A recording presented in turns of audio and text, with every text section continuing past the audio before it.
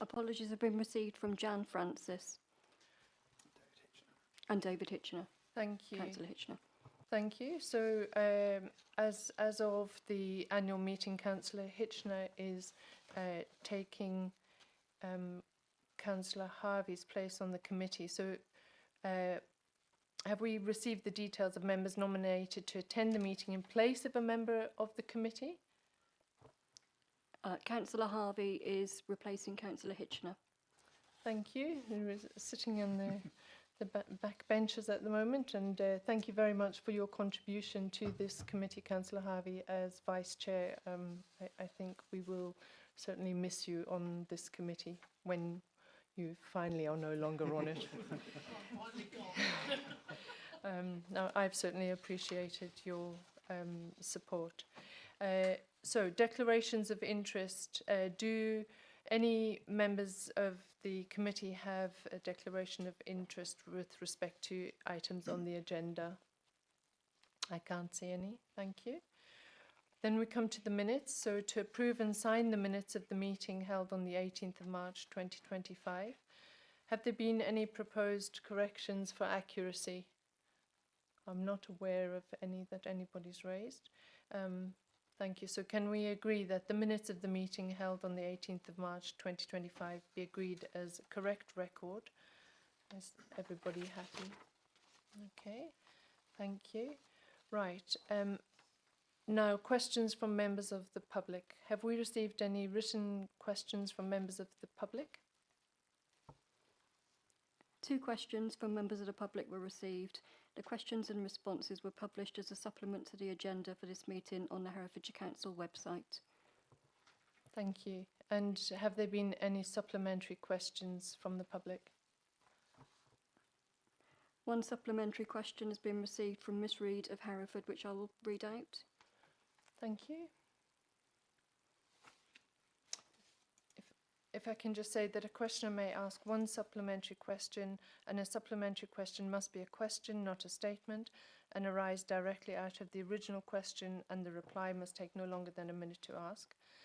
I wish to remind you that supplementary questions must not disclose any confidential or exempt information, names of individuals, or provide information where they may be easily identified.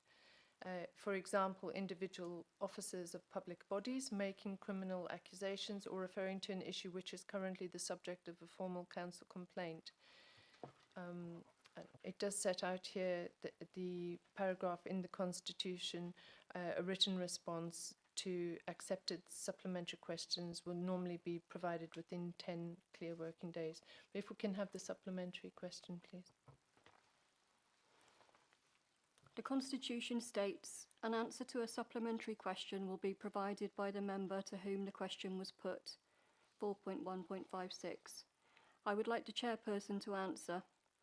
The response to my public question mentions scrutiny of Herefordshire Children's Services by Ofsted, the Children's Commissioner and the Improvement Board, but it does not mention accountability for past wrongdoing. The website familiesforchange.org of the Families Alliance for Change Herefordshire gives rigorous and comprehensive information about past and current wrongdoing. I consider that only a statutory public inquiry would fully investigate the wrongdoing so that lessons are learnt, recommendations made and implemented. This would ensure that the Council's resources would be focused on optimising expenditure by Herefordshire Children's Services. Would you, Councillor Fagan, support a statutory public inquiry into Herefordshire Children's Services? If not, why not? Thank you for the question, Ms. Reid. I would like to say that I have enormous sympathy for the experiences of families in the past that have suffered at the hands of Herefordshire's Children's Services. However, I'm not convinced that a public inquiry is the way to go. I think that would be a decision that would be made by the Minister for Education, and as we are aware, the Department of Education has invested significant resources in the improvement journey in Herefordshire. My concern is that in a public environment where finances are extremely tight, any diversion of resources to looking at historic injustices will prevent us from actually moving forward to a position where children's services are fit for current and future generations.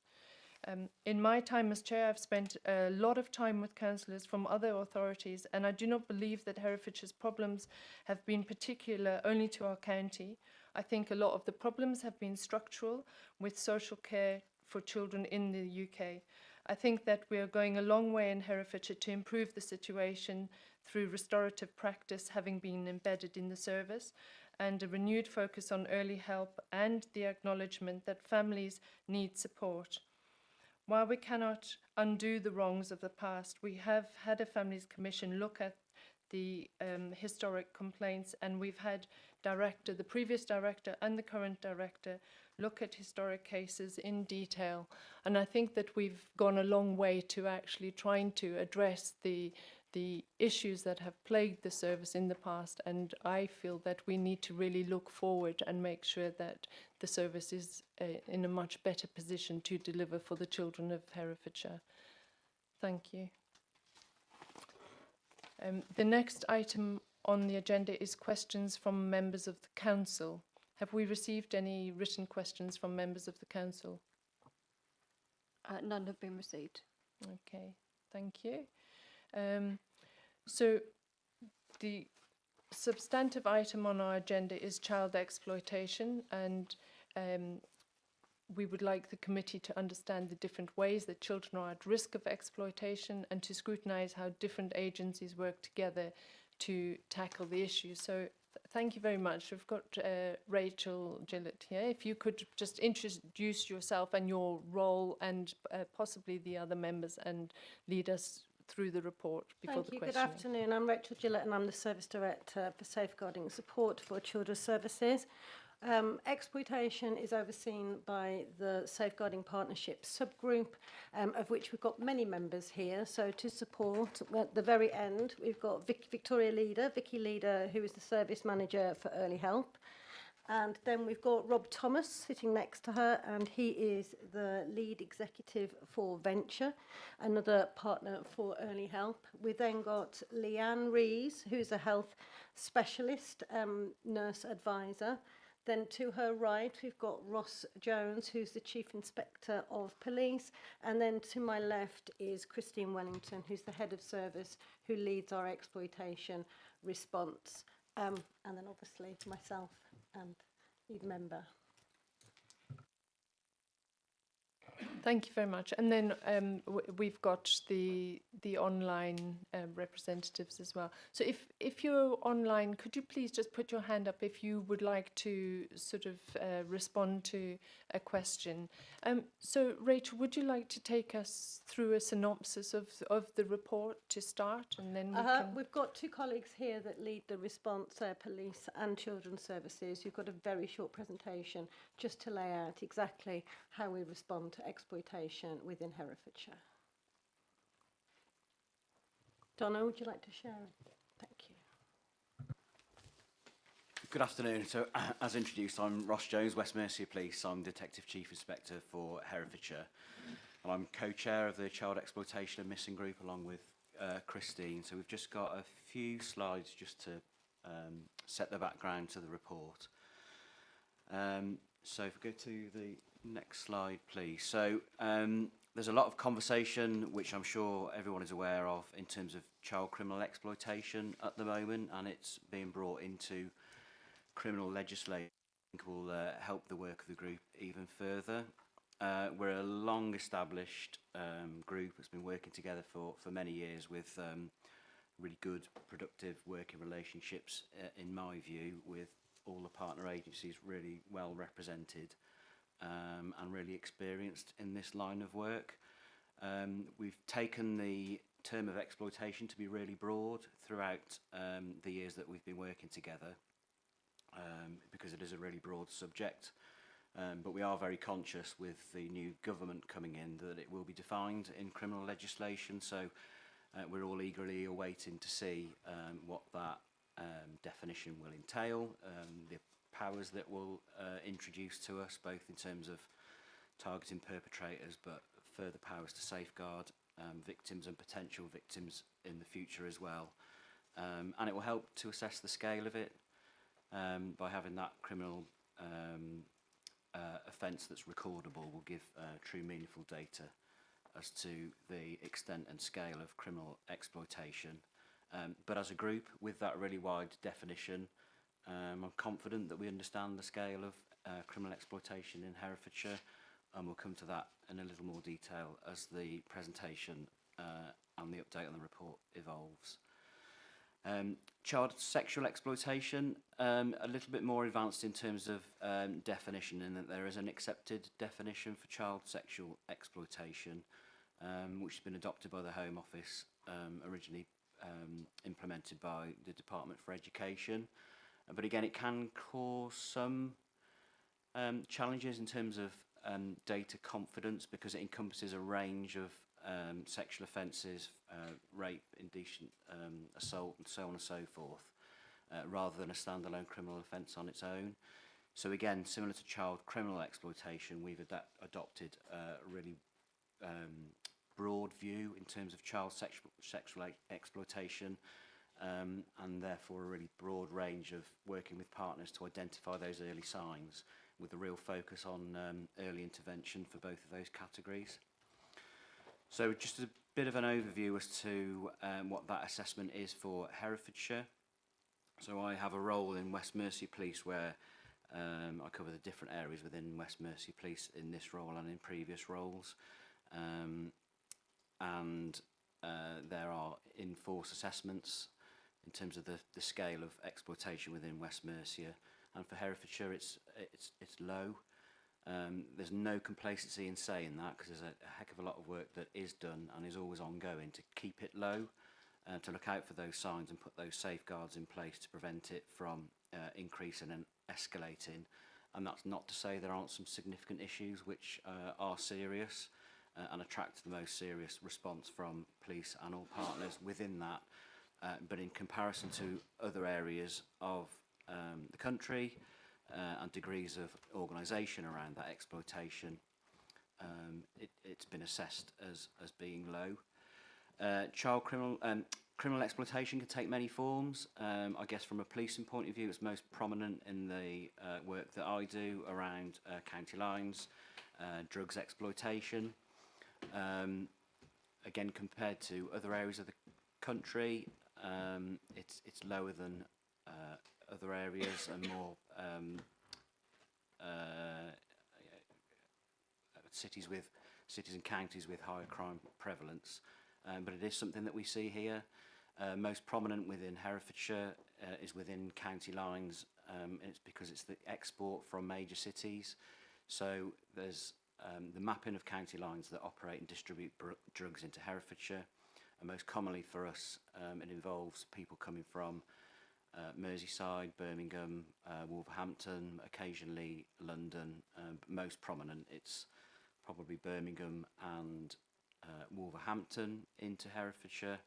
We've got a really good success rate in prosecuting and dismantling and disrupting those county lines groups.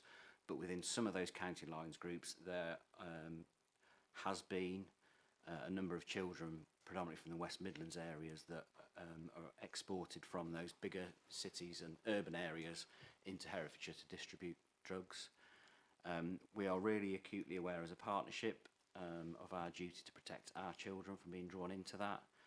We do see instances of children being involved in the use of and the selling of drugs. Within county lines, the model tends to be, because of the drug distribution model, it tends to be children from those bigger areas sent into Herefordshire to sell on drugs to sub-dealers. So most prominent within county lines, but we do also see it in other crime types as well: serious organised acquisitive crime, organised shoplifting,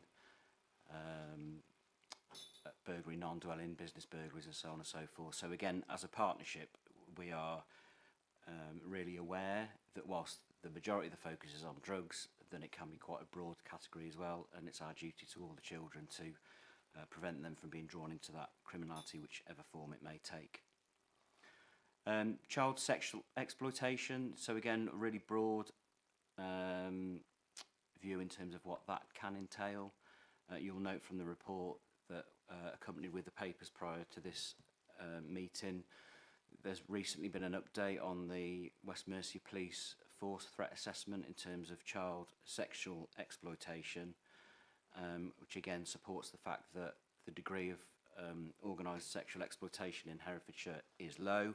It's our duty to make sure that that stays the case, and there's a lot of work that's ongoing that we'll cover off throughout this meeting to provide the reassurance of what's been done to keep that low.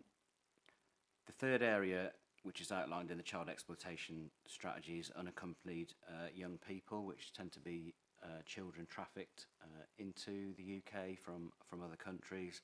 And again, we'll come on to a little bit more detail of the work that's been done to support unaccompanied young people that arrive in Herefordshire from other parts of the world. And then the fourth aspect that's covered within the priorities within the child and young people. And again, that's in recognition, and it will be acknowledged by everybody here, that children that go missing, it's often a sign of them being unhappy, potentially within their home environment, and it can be an indicator of them getting drawn into potentially criminality and other elements of risk. So therefore, it's a key focus for us was to explore the reasons why children may repeatedly go missing, to provide that support and to try and prevent them from going missing and being drawn into criminality or other elements of risk. The next slide just covers off within that strategy the statement of intent and the partnership board policy statement, which I won't read through here, but I think they're really well chosen, well thought through words which just set out the partner's commitment to the work that we do and have been doing for some time. Slide number 4 then, I'll just talk about some of the structure behind the work that we do. So there's an escalation there which I think works really well, and it's built upon national best practice in terms of the models for this work. So the MACE 1 meetings, so multi-agency child exploitation meetings, that is all around the individual child and that individual child's needs. So when concerns are raised by any partnership agency about a child being exploited, it'll be assessed, and if appropriate, a MACE 1 meeting will be held with all safeguarding partners, sharing information and intelligence, knowledge and work experience of that individual child, identifying the risks and the causes, and working together to safeguard that child by implementing plans and strategies to protect them. So MACE 1 is all around individual need. From that, though, we can quite often pick up on themes and trends for what those individual children's cases are highlighting to us, and that informs the MACE 2 meetings. So that sits above or collates the data and learning from MACE 1 meetings. It's chaired by a detective sergeant from within my team in the Protecting Vulnerable People Department at Herefordshire Police, and that picks on themes and trends and identifies repeat offenders, hotspots, changes in technology, particular areas, and so on and so forth. So that's the MACE 2 meeting. And then above that is the meeting that Christine and I co-chair, which is the Child Exploitation and Missing Subgroup, and that's to provide more strategic support if we need to escalate within other agencies for a more coordinated response, investment, financial, additional resources, lighting, CCTV, and so on and so forth. So that's the more strategic group that sits above that, and we in turn inform the Safeguarding Children's Partnership. I'll pause there in case there's any questions at this stage. Sorry, I should have said as I began that I'm really happy to take any questions as we go through the slides. Does anyone have any questions right now, or would you like to just get through the slides and then ask? If that's okay, you could carry on. Thank you. Thank you. It's the final of my slides for now, then I'll hand on to Christine. So the use of intelligence is really key. We recognise that it's really important that each of us agencies work closely together to really inform the picture around that child or the pattern or the trend as richly as we can. We have some quite formal intelligence sharing processes within the police, but we've worked really hard as a partnership not to make that restrictive, which it has been in other areas in the past, to try and make it as simplistic as possibly can, built upon good working relationships. So our partners and their officers and staff are trained to recognise the signs and concerns. There's an online form which is available to all, and the practitioners will know that on the safeguarding website for all. So there's a simple reporting form which is important to collect that from a reporting point of view, but then equally we do have that close working relationships where we know each other well, and we can quickly flag up any concerns as and when they arise, and the frequency of those MACE 1 and MACE 2 and our CE missing meetings mean that they are frequent meetings, which mean the practitioners get together on a frequent basis in order to share intelligence, information and concerns. Christine's going to go a little bit more detail into missing children next.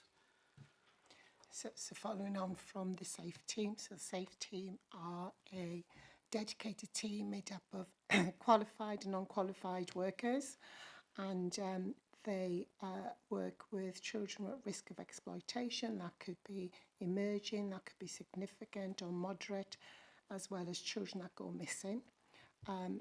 They work across them with other partners. They meet weekly. They have a weekly, what we call a Get Safe meeting.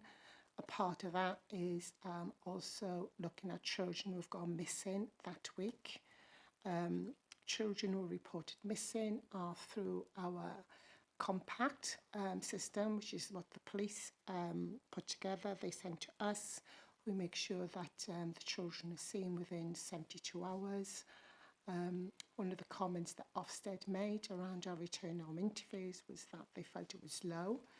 We were working on that area, and we have upped the intake of return home interviews with children, and it goes beyond the 72 hours. So we will keep making sure that we speak to young people when they go missing, and understand the push and pull factors which Ross has alluded to. So there's a number of reasons why children go missing.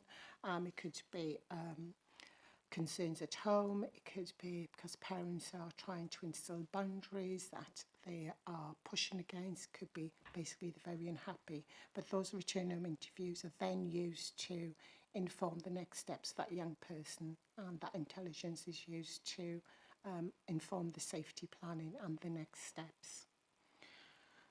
Again, I've put in a quote from Ofsted, who said that they noted the range of early help services that were that we work alongside with our early help worker. Sorry, I've just missed a slide. The online exploitation. Let me go back. So the online exploitation is. Do you want to go forward? Sorry, Donna. Okay, online exploitation. So we've taken this from the online exploitation and child exploitation. So this is a really challenging area for us, most notably the challenge of artificial intelligence. We're doing a lot of work with schools and with communities. The SAFE team go out at least 3 times a year to local schools, local communities, talking about the challenges of artificial intelligence.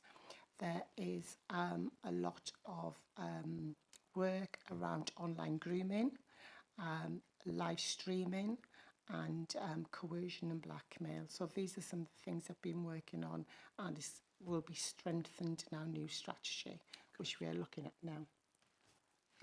Sorry if I just come in there. I just think it's important to provide the reassurance from a police's point of view. So this world, as we'll all be aware of, moves on really, really quickly. So I'm based locally, as are my team, looking after our Herefordshire children, but we're supported by West Mercia Police. So there's a centralised specialist unit which deals in online child sexual exploitation team. They provide a lot of support to us here in Herefordshire, along with our digital forensics team. A lot of their work is perpetrator focused, tends to be informed either from tip-offs from law enforcement agencies in other countries. It can come through the National Crime Agency and the Regional Crime Unit. So we tend to get a lot of OCSET packages that's been developed from a perpetrator point of view, using techniques on the web, the dark web, and other digital media means that focus the offender. But equally, it's really important that what we do within the strategy as well, from our children's point of view, is to make sure that we're doing all that we can to pick up if we're getting any signs of withdrawal from children or any indicators that they may be vulnerable in the online space, that we've got the appropriate reporting and escalation mechanism from the victim focus aspect too. And in addition to that, we have just recently signed a protocol with Offset, which is the online sexual abuse exploitation team, and that will allow us to share information right at the early stages where there may be concerns around potential perpetrators that's living in a household, so we can share intelligence right from the get-go, and that's used to inform future planning as well. So moving on. So I touched on it earlier about the comments made by Ofsted, and one of the benefits that we have with the SAFE team is that they are actually based in the MASH. So when we do have a referral through that's on child exploitation, we have got the opportunity immediately to share information, look at the risks, and take the appropriate action to move on to the next stage, which is the Get Safe weekly meeting to share that information and plan for that child.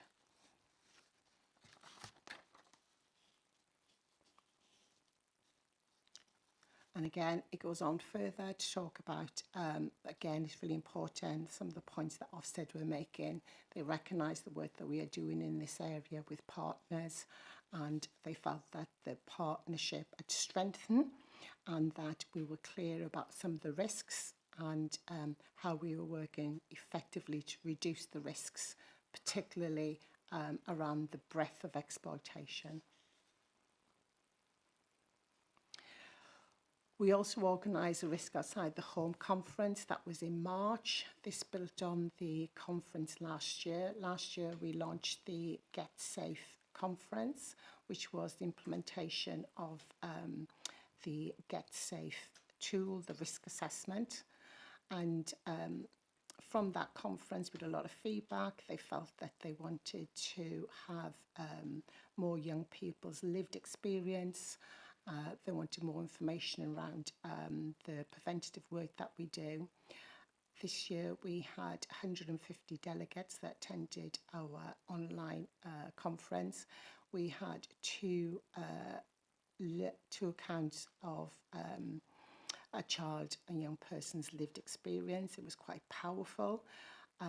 It was noted how brave they were to talk through their experiences.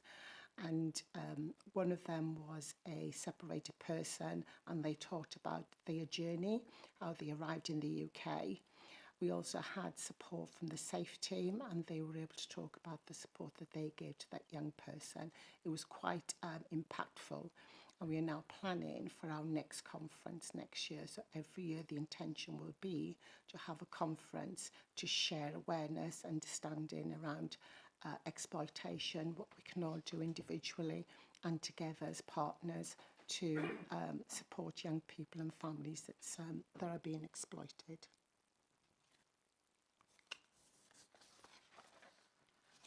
And then the health service, I'll just give you a quick overview because we've got our rep from health and we think this is an amazing trailblazer.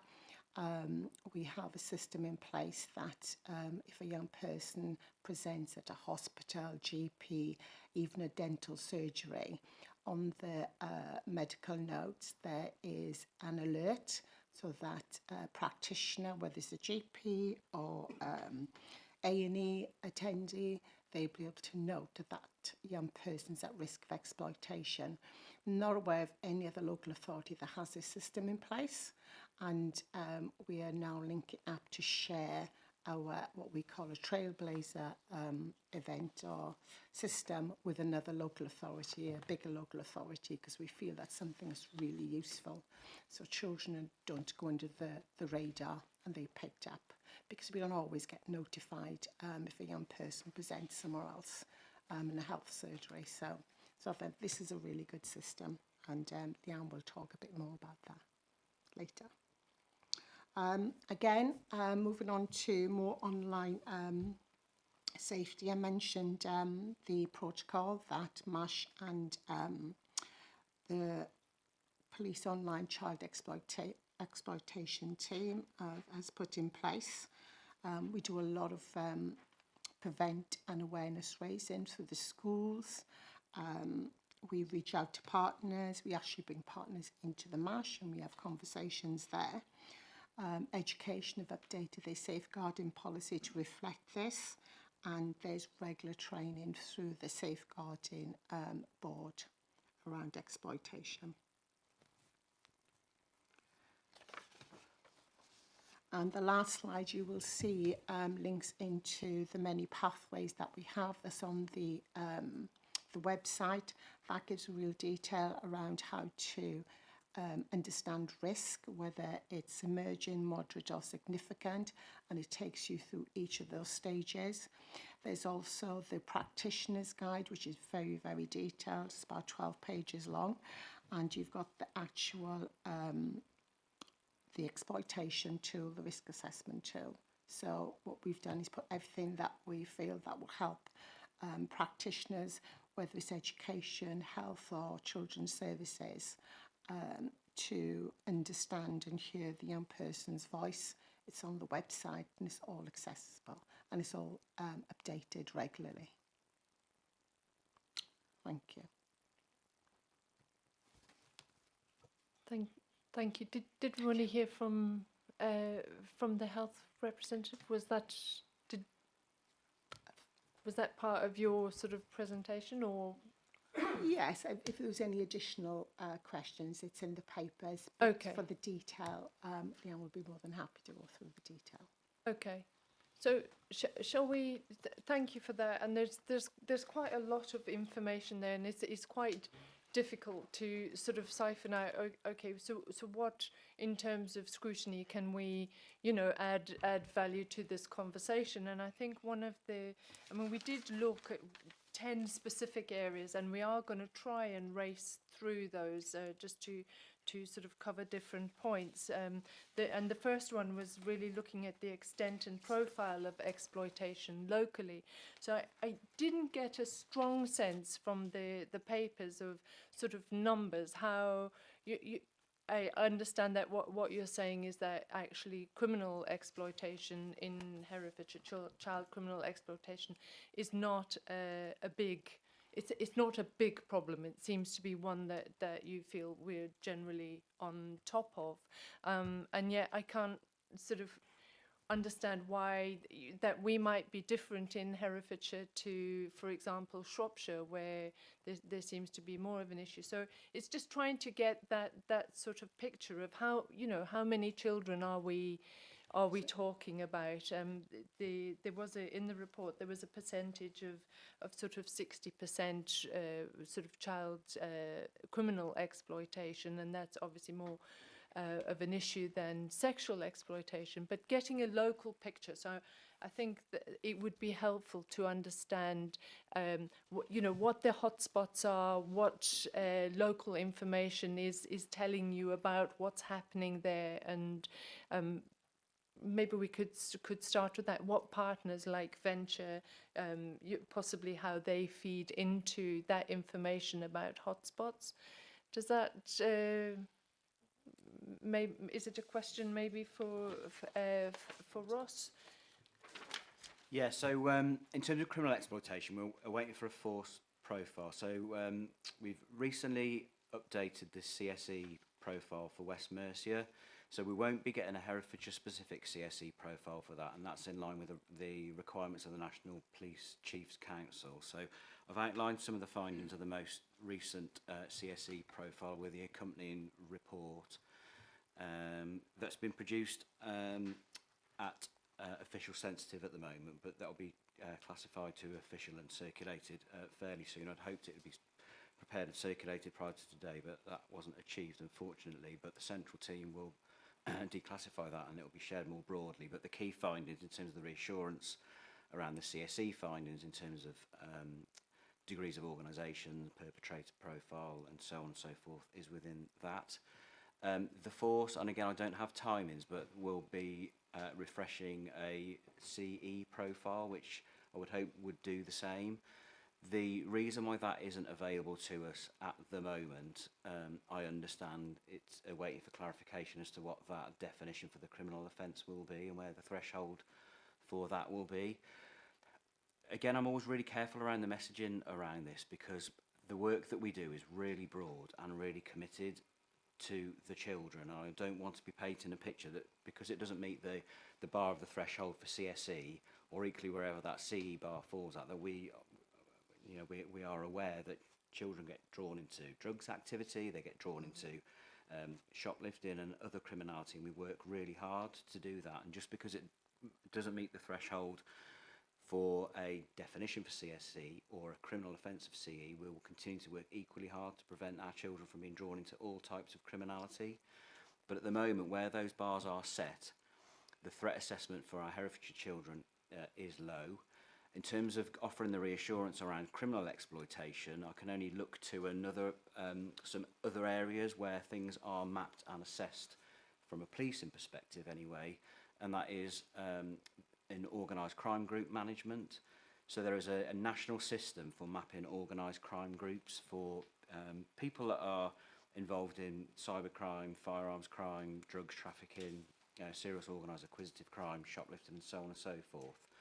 And there's a really significant focus within that. One, to identify the children of those mapped organised crime group members, but then equally if there are children within those organised crime groups that are mapped, to flag them up as well. So our numbers of organised crime groups within Herefordshire are low, and we've got a good success rate in terms of dismantling and disrupting organised crime groups, and that's a national mapping system. We've only had one child mapped within an organised crime group within Herefordshire in the last 5 years. That was a 17-year-old male who'd been drawn into criminality by his father, and interventions have been put in place in terms of his criminal behaviour and supporting him moving forward. So organised crime group mapping is one area where we can look to, and child offenders within that cohort are low. The other area is more prominent, which is around county lines mapping. So again, nationally, because other agencies, National Crime Agency, want to map and scale and coordinate activity around county lines group, there are some mechanisms in place that formally recognise and map county lines. Again, Herefordshire, we have a good success rate in tackling and dismantling our county lines, which we have maintained that position for a long time now. Within those county lines mapped groups, there are no Herefordshire children mapped within county lines. That's not to say that we do, and we are aware of children within the work that the SAFE team do and the work that we do. Children do get drawn into drug use and drug supply, cannabis supply in college, that type of offending that gets picked up in the MACE 1 and the MACE 2 meetings and is a focus of our work. But in terms of children mapped within county lines, we don't have Herefordshire children in that environment. We do have children in Herefordshire that have been exported and mapped from county lines in Birmingham. The nature of drug supply is that it would be produced on a big scale and either brought into the UK or produced at scale in the UK in big inner city areas, and that county lines model is that it is exported into the seaside county towns and cities. So as I mentioned before, we certainly do see children either come into custody or children that are present when we're making arrests or executing warrants, but they all are children that are sent to work from Birmingham, Wolverhampton, other areas of the West Midlands, Coventry, that are sent into Herefordshire to normally sit in a house which acts as a bit of a centre for the distribution of drugs from there. As police, we work equally hard with our partners in the West Midlands, present within their strategy meetings, work with their partners, because it's a really dangerous time. So if we arrest a 16, 17-year-old child from Birmingham, seize the drugs and the cash from them, they're even more vulnerable then going back to Birmingham to being in debt bondage and so on and so forth. So a real high risk situation, which takes a high degree of skill from our partner agencies there. So that certainly does take a lot of our work in Herefordshire Police, but it's not our Herefordshire children that we're finding in those circumstances. Right, thank you very much. I think that that helps us get an idea of the picture in terms of hotspots. And I know that Councillor Proctor, you've got a question. It might be relating to that. Thank you for that. It's, I think what I'm hearing is, in terms of the kind of strict definition of children that are being exploited, we're very low. I'm interested in, you sort of started to talk about it, the sort of the risk factors that might lead a child into exploitation, and what we know about the scale of that in Herefordshire, and how we understand that. If you could talk about that a bit. Yeah, sure. So as again, I'll take the opportunity to point out, that doesn't mean that we're complacent about the work that we are then able to do with children that are at risk of being drawn in, or drug supply on a more localised basis. So it does enable the work of the MACE 2, which is that prevent and disrupt, the themes and trends meeting, to pick up on what our children doing. None of us are naive enough to think, when you know the national statistics in terms of drug use and experimentation amongst children, and if children are using and taking drugs, then other children can often be locally supplying those drugs. So we do know a number of Herefordshire children are involved in the supply of not just cannabis but other drugs as well, and that, just because they don't meet that definition, doesn't mean that we don't work equally hard to protect those children. Criminalise if necessary, that might be a difficult thing to say, but there are occasions where criminalisation is absolutely necessary, particularly if children are looking to draw other children into supplying drugs on their behalf. And the age of criminal responsibility is 10, so we will look to criminalise children when necessary, but recognising that children criminalisation should be a last resort in many circumstances, and they need support, advice, guidance. So it's balancing the need of that particular child, but also the risk that their behaviour might pose to other children as well. So there are individuals that are known within the team and mapped to us within police and within children's services that we suspect are involved in drugs and supply of drugs, and there are plans around each individual child. And equally, we do know that that sort of informs areas that they might be operating in. So there's typically parks, occasionally houses, but that's more rare. It typically, because of the age of them, it tends to be those public spaces and parks where they will go to recreationally use drugs, and therefore if they're recreationally using drugs by other children, that's where the supply can take place. Schools are alive to it too, so we get some referrals in through school. So yeah, a lot of focus on individual children, and then the themes, trends and hotspots around that. I suppose technology is an element around that as well, coming back to the technology challenges before. So again, it is hard, not hard, but it's a continual challenge for us within police as more messaging services between mobile devices are encrypted and so on and so forth. Use of Snapchat, there's a whole host of apps and other social media platforms that children can use, which can be quite hard for us to access and gain access to.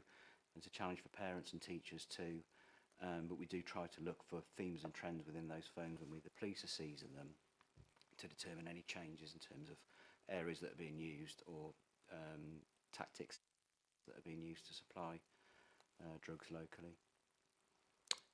Thank you. I can see that Rob Thomas, you've got you wanted to say something, and then we've got more questions. Yeah, so I think the challenge is for ROSA and for all statutory agencies is we can talk about what's known and what meets the threshold and what triggers an investigation, but I think some of the questions here about what isn't known.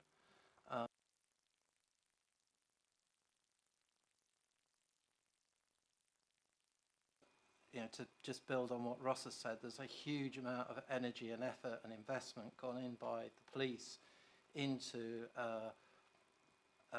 finding out the unknowns, as it were. And we've been working very hard on increasing the number and visibility of our patrols. So Thursday, Friday, Saturday, we're out on bank holiday. The nature of those patrols in terms of what they're trained to do, they are trained to look out for things and to deter things and to spot things, and wherever possible to provide Ross and his team with any intelligence that they possibly can. So that might be vehicles behaving suspiciously, that might be young people seen in contexts where they ought not to be at certain times of night. I would say, in answer to Councillor Proctor's question, over the last 12, 13 years since we've been on the street, we've seen post-COVID a massive, significant increase in risk factors.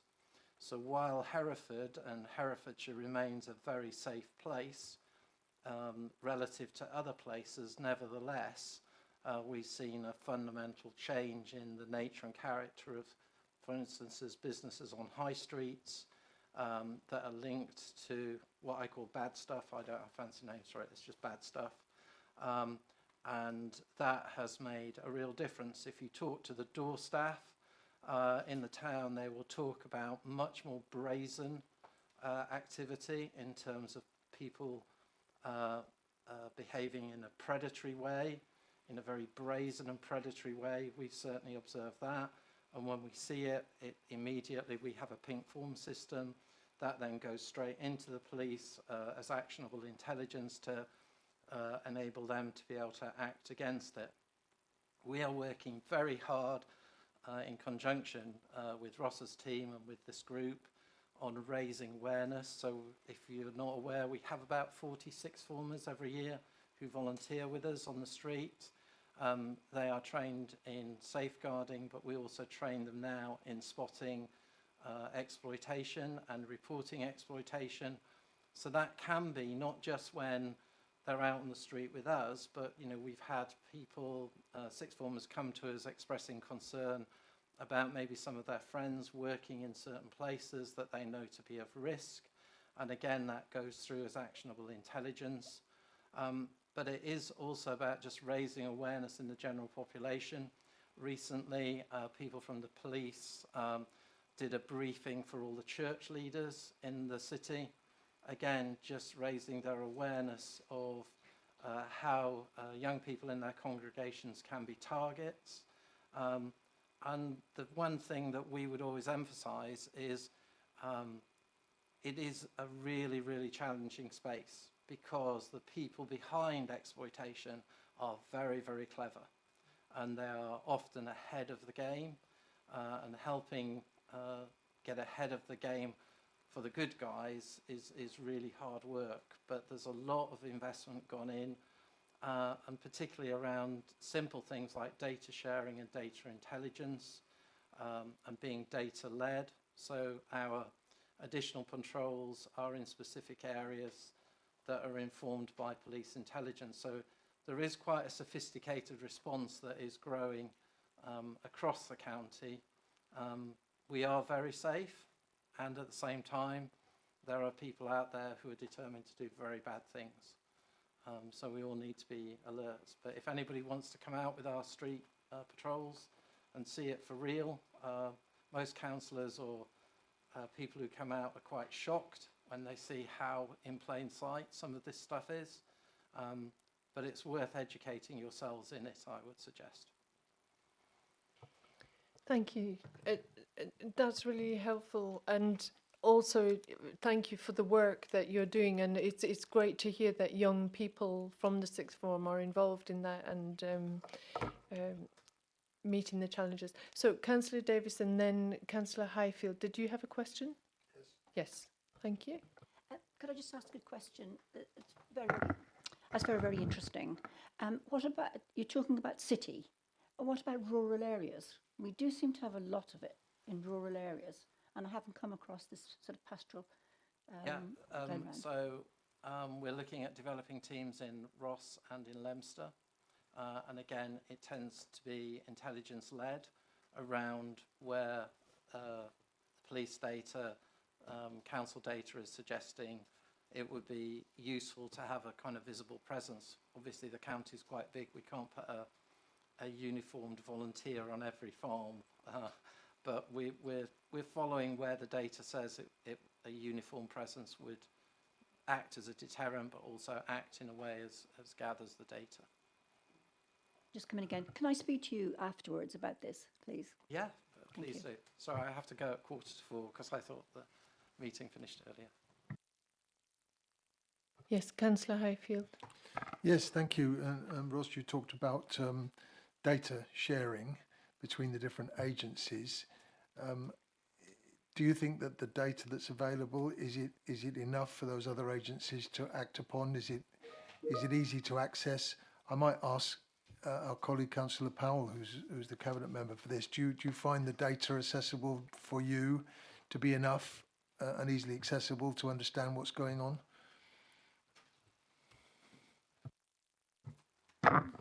So thanks, I'll start and then perhaps hand to Ross for the specifics. So it is a fact that currently child criminal exploitation is not a specific offence, as Ross has said at the start. Through the Crime and Policing Bill, there is a move to establish it as a specific offence. So it's acknowledged, read many national documents, it's acknowledged right now we don't understand, the data is not available in fine detail that will be improved by that particular position. What that won't improve, of course, is anything that exists in terms of exploitation which sits beneath the level of a formal criminal offence. Ross mentioned areas in which children are vulnerable, so parks, hanging around in places where young people hang round. It might be recognised perhaps as antisocial behaviour, might just be recognised as groups. So it'll be interesting to see what West Mercia's problem profile tells us about that, but it is a national problem. I think the point is adding the criminal offence in will be helpful to a large degree, but it won't be all of it. And then perhaps if Ross wanted to add anything more practically from a policing perspective.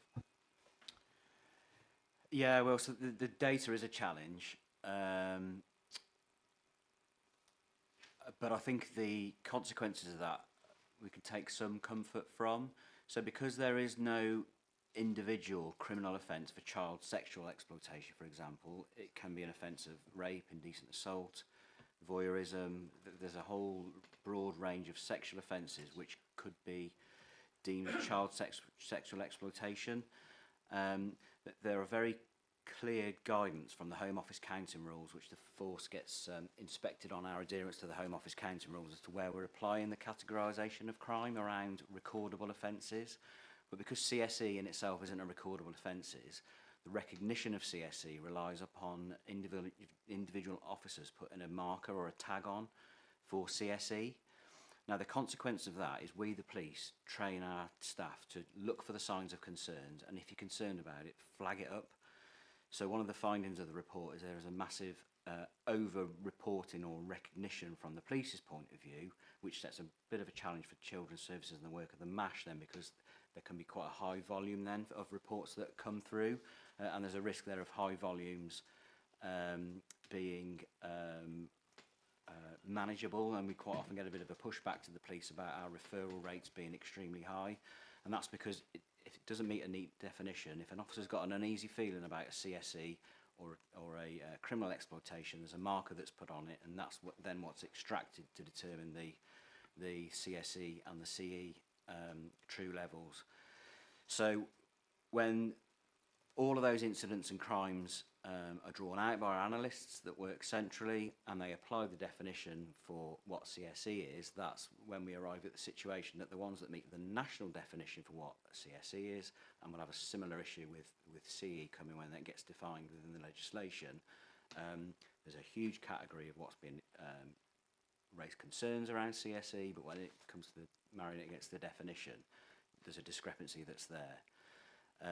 So that's why there's some concerns around the data, and that makes it frustrating in terms of seeing the overall big picture and assessing the scale of the problem from a strategic point of view. But the really reassuring thing from my perspective is underneath all of those statistics and reporting, there's an individual child and an individual concern that goes in for the appropriate assessment through the MASH and with other partners to really determine what the level of risk is, what they're being subjected to, and what partners need to do to keep them safe. May I continue? Yeah, thank you for that. I just wonder if you could briefly answer, do you think the data that we do have is being disseminated to the right people effectively? Does it go to the right places?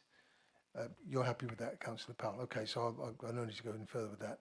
The other thing is you have mentioned you do training within the police for helping them to identify where there's a problem, because obviously when a child is identified as being in some sort of trouble, then things fall into place. But we are looking at prevention, we are looking at trying to identify what are the flags, the red flags that you look at. I mean, I know a few, obviously. Truancy is one, poverty is one. One that doesn't seem to be mentioned that I know from my experience is a major factor is social exclusion. Is that training comprehensive enough to perhaps filter out the unnecessary referrals and identify the real core things so that we can prevent things happening before they get into trouble? I mean, do you have a specific list of red flags that they are taught about? From a police point of view, and that might be a broader question for other partner agencies as well, who play a really key role in engaging with the children and flagging up concerns. But there's a range of different roles and therefore a range of different training within the police. So in terms of the PCs that are out on the ground, going to domestic incidents, responding to the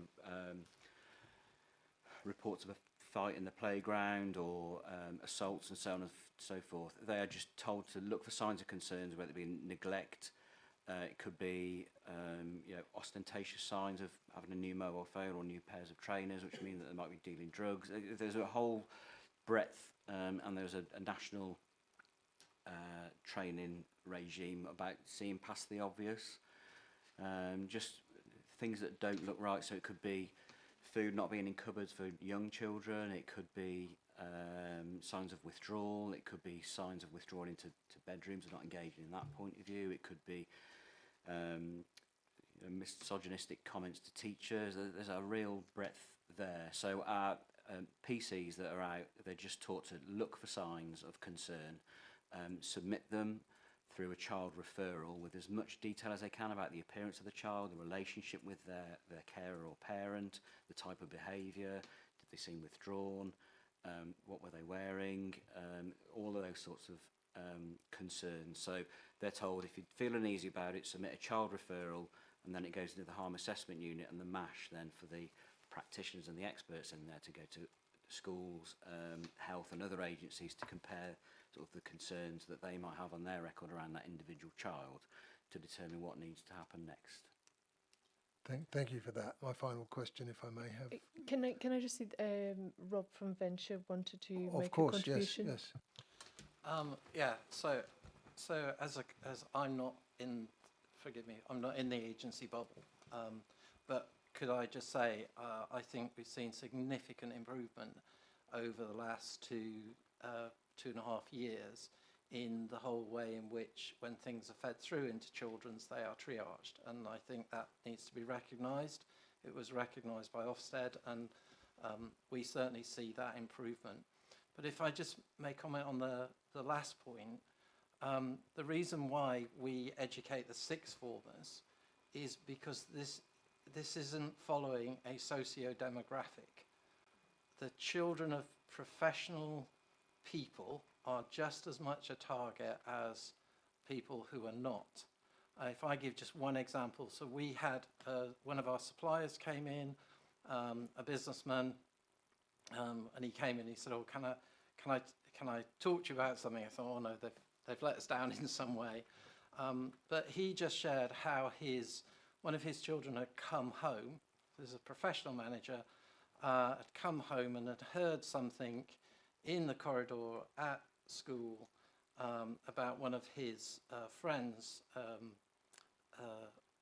one of his children's friends, who, when he shared what he'd overheard, we immediately got our safeguarding lead involved, and that went to the police. And it turned out that this person's friend was being exploited by someone in the northeast who was linked to an organised crime gang, and they'd been persuaded to send naked pictures of themselves, and then they were just being taken advantage of and being threatened by that. So I think we need to just understand that this is quite an insidious threat to all children, not children of a certain class. So that's why we are educating our sixth form volunteers, the cathedral school, because again, if you're wanting to launder money, then why would you not do it through a rich kid's accounts? You know, so this is what I'm trying to say, that the bad guys are very clever, and we need to recognise that cleverness and just be alert to it amongst our own children and our own children's friends. And if we see things that don't feel right, they don't feel right, and they need to be given into Ross and his team and children's so that they can there. And it can just be one small thing that you pick up that then gives Ross and his team a clue into someone who's beneath the radar and who's getting away with it. I hope that's helpful, Chair. Thank you. And also a comment from our health partner there. From Early Help, thank you. So it's just in terms of the red flag comment, I just wanted to raise the Get Safe risk assessment is really embedded within Herefordshire now, and I think that really serves as a brilliant exercise, a tool to use with young people who are at risk of exploitation, because it goes through the different areas of exploitation, and there are prompts to consider, which would be like the red flag equivalent. So the fact that that's embedded and then leads to the support, I think, is really valued for all of our services. Thank you. And Rachel, you wanted to come in. I was going to talk very similarly as my colleague Vicky talked about. I've got the data from Q4, so that it's as up to date as we can possibly have it. There were 73 assessments, so the Get Safe embedded assessments across early help right through to child protection in the last quarter. Of those, 17 were not a concern. So we put all the jigsaw pieces together and they're not a concern. There were 35 that were emerging, which meant that we were able to get in with our workers with either the schools or within early help others at the earliest possible moment, because somebody had noted that there was a concern. So that's a big significant number of that were emerging. We then had 15 that were moderate, which you're kind of looking at that might be child in need. You know, it's high depending on where we are, and 6 were significant. And of those 6, 3 were on became subject to a CP plan, a child protection plan, under the category of contextual harm. And what that allows is the families to see it as a contextual safeguarding rather than they have as it feels to the parents, failed. So you can see there that the scale, there's a large number that come through. We put the pieces together and go, no, that's okay, and there's not really a risk there. But then there's a gradual assessment process that we go through to make sure that children do get the help and the support that they need, which has grown significantly due to the work of Get Safe. And we also work with Worcestershire and other local authorities, because these groups and these gangs, the young people will not see themselves as exploited. We just point that out. The children do not see themselves as exploited at all. This guy is the best guy they've ever met, and the best boyfriend, or girls. They also use girls as recruited, and across the West Midlands. And then we also have to link in with the Community Safety Partnership. I'm sure you've heard of the work that's done at the Community Safety Partnership, because that allows us to look at areas where there may be increased drug usage, which means that the Community Safety Partnership can go in and work in those areas.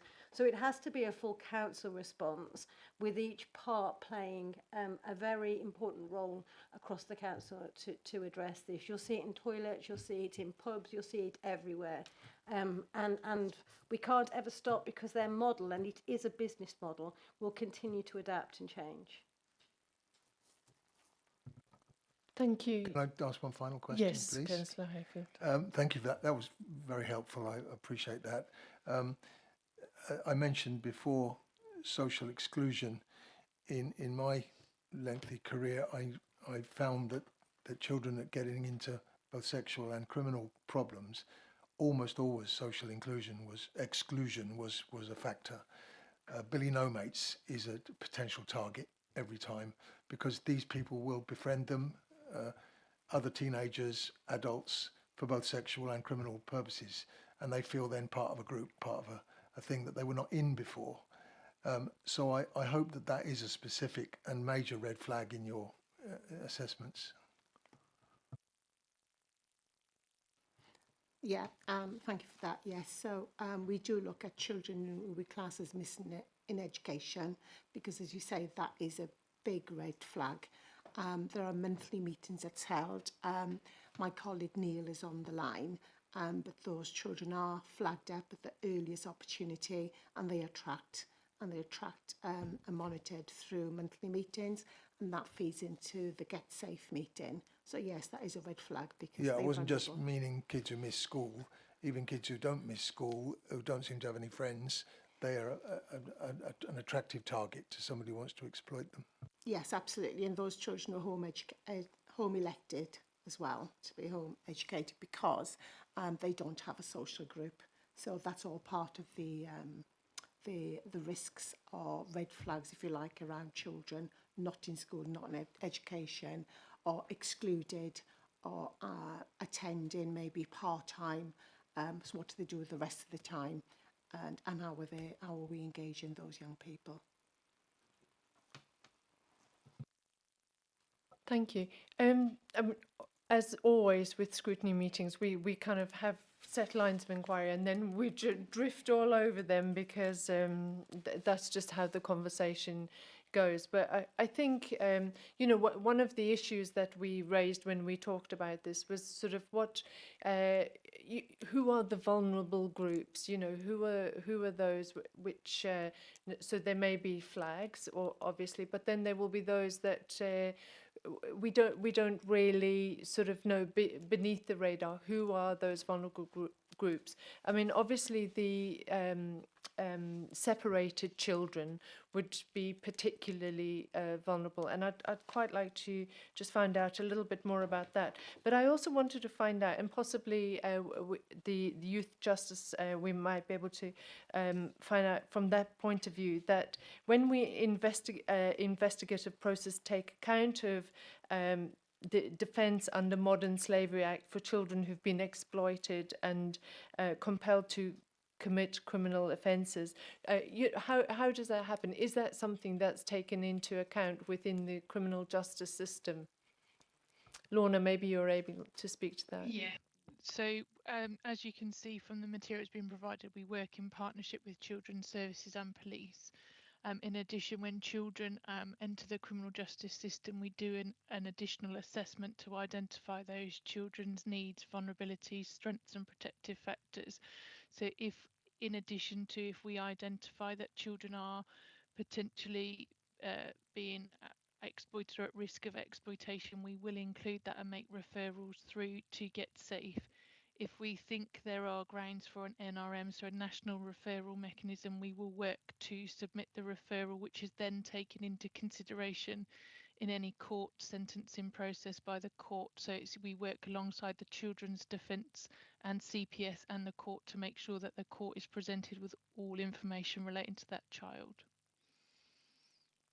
Okay, thank you. And if I can just go back to my question about the separated children, and we know that we have some within Herefordshire who have been placed outside of Herefordshire, and so how do we keep the safety of those children on our radar? I'm probably not the best person to answer about separated children. I can answer for children within, if they go into West Mercia, I can answer for West Mercia, but outside of West Mercia, unfortunately not. Thank you. I think Rachel can provide us with some background here. So the majority of our children who are separated or children seeking sanctuary come through the National Transfer Scheme. Many of the children come from across Europe and other places. We tend to have very little information about those children when they arrive, even though they've come through the National Transfer Scheme. At the point that they arrive in Herefordshire, obviously there is the normal age assessment and other things that take place. And our SAFE team also review, not necessarily meeting the child straight away, because that can be too disconcerting for the young person. And as we put in the report, they will have been told many things that are untrue. So we have to try and talk to them in a way that gives them their rights. Many will think that they owe us money, or they have been told that they could just disappear, or they will actually disappear. So we give them a card just in case someone is able to get in touch with them. That card has actually reaped rewards. So a year ago, we gave a child that'd been missing for a significant period of time a card, and they were able to phone up and say, we're here. We do a risk assessment regarding exploitation, but it has to take place over a number of weeks and days, because you've got to get the young person to be able to trust you and us as an organisation.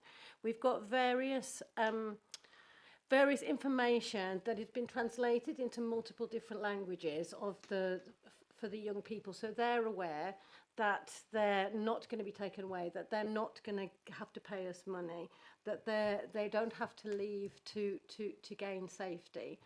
It happens probably over maybe 5-6 weeks, doesn't it? Yeah. Even when the children go away, so we have a clear standard that when a child is placed at distance, and that includes Birmingham or Worcester or Wolverhampton or Manchester, that we will visit them weekly, and we will make sure the people that we have placed them with, so we don't place them on their own, we place them in supported accommodation if they're older, and the younger ones definitely always go into foster care.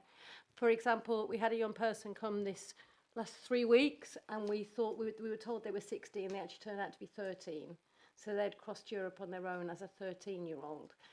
Each one is an individual and have an individual story with their own individual fears, and will have come across the most horrendous things across their journey, and we have to unpick that. Once we've unpicked it, then we can help and support, but you do have to spend that time and energy and quietness to hear the story. Thank you. Yes, Councillor Davis. If I may just read this one out. How does a safety plan sit alongside the child protection or child in need plan? Yeah. And what is the balance locally between using child protection plans and other approaches in response to extra familial harm? Yeah. So I tried to explain, I'll start with that bit, which is the contextual harm on a child protection plan. Okay. Most a child protection plan will have a designation, so it'll have a reason for it. So it'll be neglect, or it could be physical abuse, it could be sexual harm. Those are the kind of the categories that we have for child protection. What was very challenging for parents is that but for the grace of God go all of us, the child meets the boyfriend from hell or the girlfriend from hell, and they suddenly find themselves exploited. That parent will do absolutely everything they can, but the child is at significant risk. So previously we would put a child on a plan for, and we would say, parental, I don't know, emotional harm or something, and that doesn't really describe it well, and also puts a blame aspect to the parents who have done absolutely everything they can. So now there is a category for contextual harm, and as I've said, currently we've got 3 children who are on a plan for contextual harm out of the 144 that we've got on a plan at the moment. Regarding the safety plan and the child protection plan, a child protection plan overall will look at lots of things that people need to do in order to make it safe for that child. So it could be anything from a child needs to be picked up from school, or a child needs to be fed, can be one of them on a child protection. You will provide them with good food 3 times a day. A specific Get Safe plan works in a different way, i.e., first of all, it is the child's plan, so they help us build it, they talk about it, because if you say to a child, you're a child in need, or you're in child protection, they'll say, I don't need your help and I don't need you at all, full stop. So you've got to get round that to talk to them about what specifically will help them. So it is their plan that they build with us, and it is about what they think and what we can help them to do to keep safe. Because the majority of these young people are older young people. We do have a few very young children, I'm talking 10, 11, 12, but the majority are 14, 15, 16, 17, and it's very difficult to tell them to do anything. It's done through negotiation and helping them to understand that they are being exploited. We tried to keep one plan, and if at all possible, we'll keep one plan, but a safety plan is a way that they themselves can keep themselves safe. So they will be in touch, they will text us where they are. It's specific to each child and each situation, whether they live in Hereford or whether they live out in Leominster or elsewhere. Does that kind of make sense? Thank you, yes. Councillor Cornthwaite? Just going back to your previous comment about the child that turned out to be 13, can you tell me how that child came into Herefordshire and how you were brought aware of a child like that? I'm not going to go to that child's specific details, but what I will talk is more generally is we hear a lot about children who appear to be older that come across through the National Transfer Scheme. But to be honest, there are so many children coming across the channel and in different areas that Kent has some significant challenges. We know that nationally. They've written to every local authority nationally. Children can look at initially, they will have needed to present themselves as older. They'll have had to present themselves to survive across the journey that they've come. There's an age assessment that is done before they get to us, but then we talk to them, we take them to a doctor, we take them to a dentist, and then that helps us to understand what age they actually are.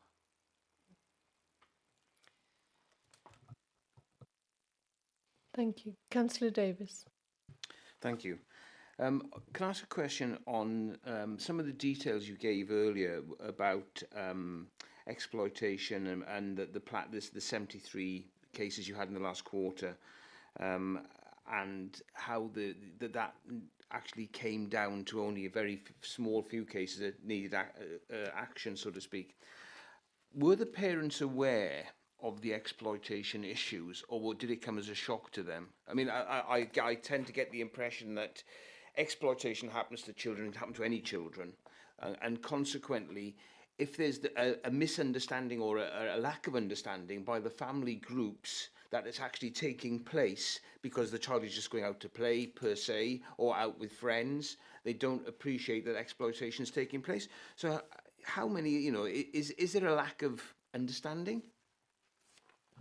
I'm sure colleagues will jump in here, but we're all parents.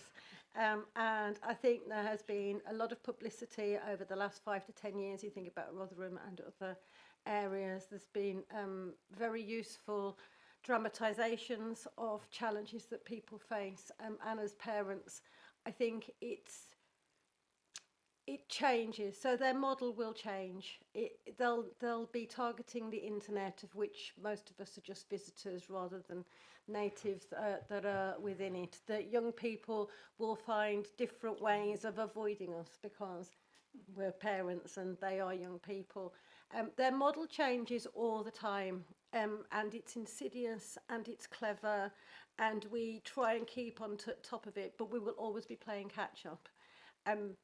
There is some fantastic work, and I'm sure Neil can talk about it, of the work that's done in schools on online safety.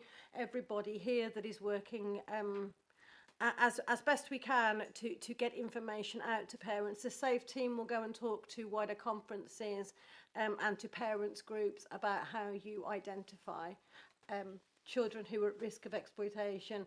But it is worth researching and keeping up to date about the websites and support that is available to us all to find out how they are targeting our young people, because they do and they will, and it's very lucrative for them. And most of it at the moment, I would say, and Ross will probably agree with us here, is online, and that's how they target young people. So it's up to us all to keep educated. But your original question was, were they surprised? I'm sure most parents can be, yes. And although there was only 6 that went on for significant child protection, 35 of those were emerging. That meant we could talk to the parents and talk to the schools. And we do a model called Team Around the Town or Team Around the School. So if you've got 8 young people that look as if they could be at emerging in a school, we'll contact the head teacher, we'll put additional support in to help in that area, because if we can catch it at emerging, that'll be much better later on. Thank you for that. And on that note then, one of the things I was thinking of was that I really like the initiative with speaking to sixth formers, and that sounds really fantastic, educating our children to understand and be able to identify exploitation. Unfortunately, if they're already in that danger zone, they might already be exploited and therefore don't want to be identified as, you know, part of that group, and which could drive them underground potentially. Is there any way of exploiting that training we do, or you currently do, with sixth formers, or with even younger children, or maybe even, I don't know, perhaps more teacher training and that kind of thing to identify the exploitation? So we deliberately target the sixth formers because they volunteer with us, but also because they're 16, 17, 18, and they're of an age where they can understand it and also where they can act on it. And one of the things that we find, whether it's with the sixth formers or business people or just parents, they don't know what to do. That's the issue. They don't know what to do. And so one of the things we do, we did it with the church leaders, we do it with the sixth formers, is we have a pink form, which is a really simple way that any ordinary person, sorry, when I say ordinary, I mean not non-professional, not that, anyway, I'm getting in a hole here, I'll move on. But it's designed so that an ordinary person can fill it in and pass it to the police and give them all of the intelligence, give them all of the information they need to be able to act on it. The other thing I would say is, if you come across, I go dog walking with our dog. I don't go dog walking on my own, but but I often find that there are parents who are walking their dogs and they'll say, I'm worried about this or I'm worried about that. I don't make a big thing of it, but if they give me things that are actionable, they go through to Ross. You know, and not Ross personally, but to his team. And I would just encourage counsellors just to be aware, and if they come across things they're not comfortable with, you know, pass that information on, because often you can supply that one piece of a jigsaw that is enough to tie things together. I think there's already a significant amount of input going into schools and into colleges and into teachers, but I'm not at liberty, I'm not aware of that. Someone else will have to speak to that. Thank you. Did you want to speak about the early help? Yeah. Yeah, just about the previous question, actually. So in terms of just going back to what I said earlier about the Get Safe risk assessment, I think that is such a powerful tool for parents themselves who are part of the process of that assessment being completed, going through the different questions and trying to tease out from the parent and also the young person to try and help them understand that this is exploitation and this is what the support could look like. So I think it's a really powerful exercise to help not only parents but also the young people understand what their experiences are. Thank you. I think, Neil, if you're able to just sort of bring in the perspective of the work that you do with elective home education, and I see you lead officer for education, safeguarding, social inclusion. So how does the work that you do sort of fit into this context? My remit allows me to have a lot more contact with schools on a day-to-day basis, and to support them to make sure that their policies, procedure, and practice are embedded into the average school day. So part of my remit is looking at how they deliver safeguarding messages through the curriculum that includes online safety, bullying, as well as work around exploitation. So part of my role is to do the annual safeguarding audit with schools, and for the particular areas we're talking about today, the schools are asked to rate themselves out of 5 in terms of competency from 1 to 5 in certain areas, and the safeguarding in the curriculum, the safeguarding messages in the curriculum, our schools rated themselves on average 4.5 out of 5. So that shows there's a lot of good work and embedded work going on in our schools to support young people in their areas of understanding. Uh, it dropped a little bit when we asked specifically about exploitation. That came out at 4.3 out of 5. But as some of the colleagues have identified earlier in the meeting, this area is such a fast changing area that it's very hard sometimes for the average school teacher or school leader to keep up to date. So part of my remit is also to share any intelligence, share information. So for instance, this year we have done work on the issues around AI and how deep fakes and things like that do entrap some young people in situations. But also we include information around incel, involuntary celibate. There's a online organization that could, as one of the colleagues says, particularly prey on the vulnerable and the socially isolated. And with a lot of rural isolation within Herefordshire, we are not underestimating the impact that different forums and communities have online in entrapping our young people into exploitation. Part of the other elements of my work, the elective home education and the social inclusion, we are doing work with parents to make sure that they're aware of the challenges and the risks. So my team have offered monthly drop-ins at various market towns around Herefordshire in public spaces such as the libraries, where parents can come and learn a bit more and have that understanding of what the challenges are. Also, we have our EHE monthly newsletter. So I know it's not relevant to today, but this month's newsletter was on about making sure children get vaccinated, which our schools tend to pick up, but the EHC children may not get the same notifications there. So my remit is working with the other colleagues in the room, using the intelligence that they bring to the fore, and trying to make sure that schools are embedding it either through updating their safeguarding policies or through their CPD, their training for their staff over the academic year. And I will also complement that and put on various trainings through our DSL events. Thanks, Neil. I mean, it seems to me like you're a very important link in, what everybody is describing as a kind of fast-moving situation, and that actually you'd be sort of quite key in kind of saying whether you feel that kind of multi-agency coordination works well, because if it wasn't, you wouldn't be getting the information that you need to relate to the parents. Would you say that's a fair assumption? It is, yeah. Attending the MASH Ops meetings gives me insights into data. The Get Safe team, I have one of my uh, not one of my team, attends the Get Safe weekly team meetings. And, for instance, the 175 audit said to us that schools were rated themselves just about 4.5 again for embedding the Get Safe tool, assessment tool in their practice in schools. So, you know, the work that Christine's team have done and the wider launches around the Get Safe initiative does it show it's filtering into our schools, and they are using that assessment tool to, as you say, look at the red flags or identify children who are at risk, either with that new phone or new pair of trainers and things like that. So there is a good link between the conduit between the education MASH team, the children's social care, as well as the ability for me to also work under Vicky Leader in terms of the prevent agenda, because the incel involuntary celibate agenda comes under that prevent agenda. So it's trying to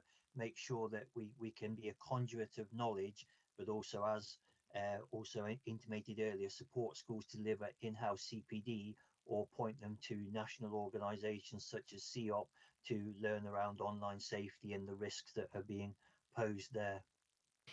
Okay, thank you. And sorry, just a minute, Councillor Davis. I just want to say that in terms of the prevent agenda, I think we're going to be looking at this specifically as a whole separate item. So don't anybody think that we've avoided prevent, but it's another massive topic. So I just wanted to finally ask you, Neil, and then I'll go to Councillor Davis. Do you feel that we're doing enough to inform parents about the risks, the potential risks, particularly with the online world being such a sort of dangerous, potentially dangerous place? Are we doing enough, or is there more that we could do to actually bring parents and guardians on board to inform them about the risks that young people face? I would say our schools are doing a good job because we provide the information to schools, and the schools have that access to the wider cohort of children.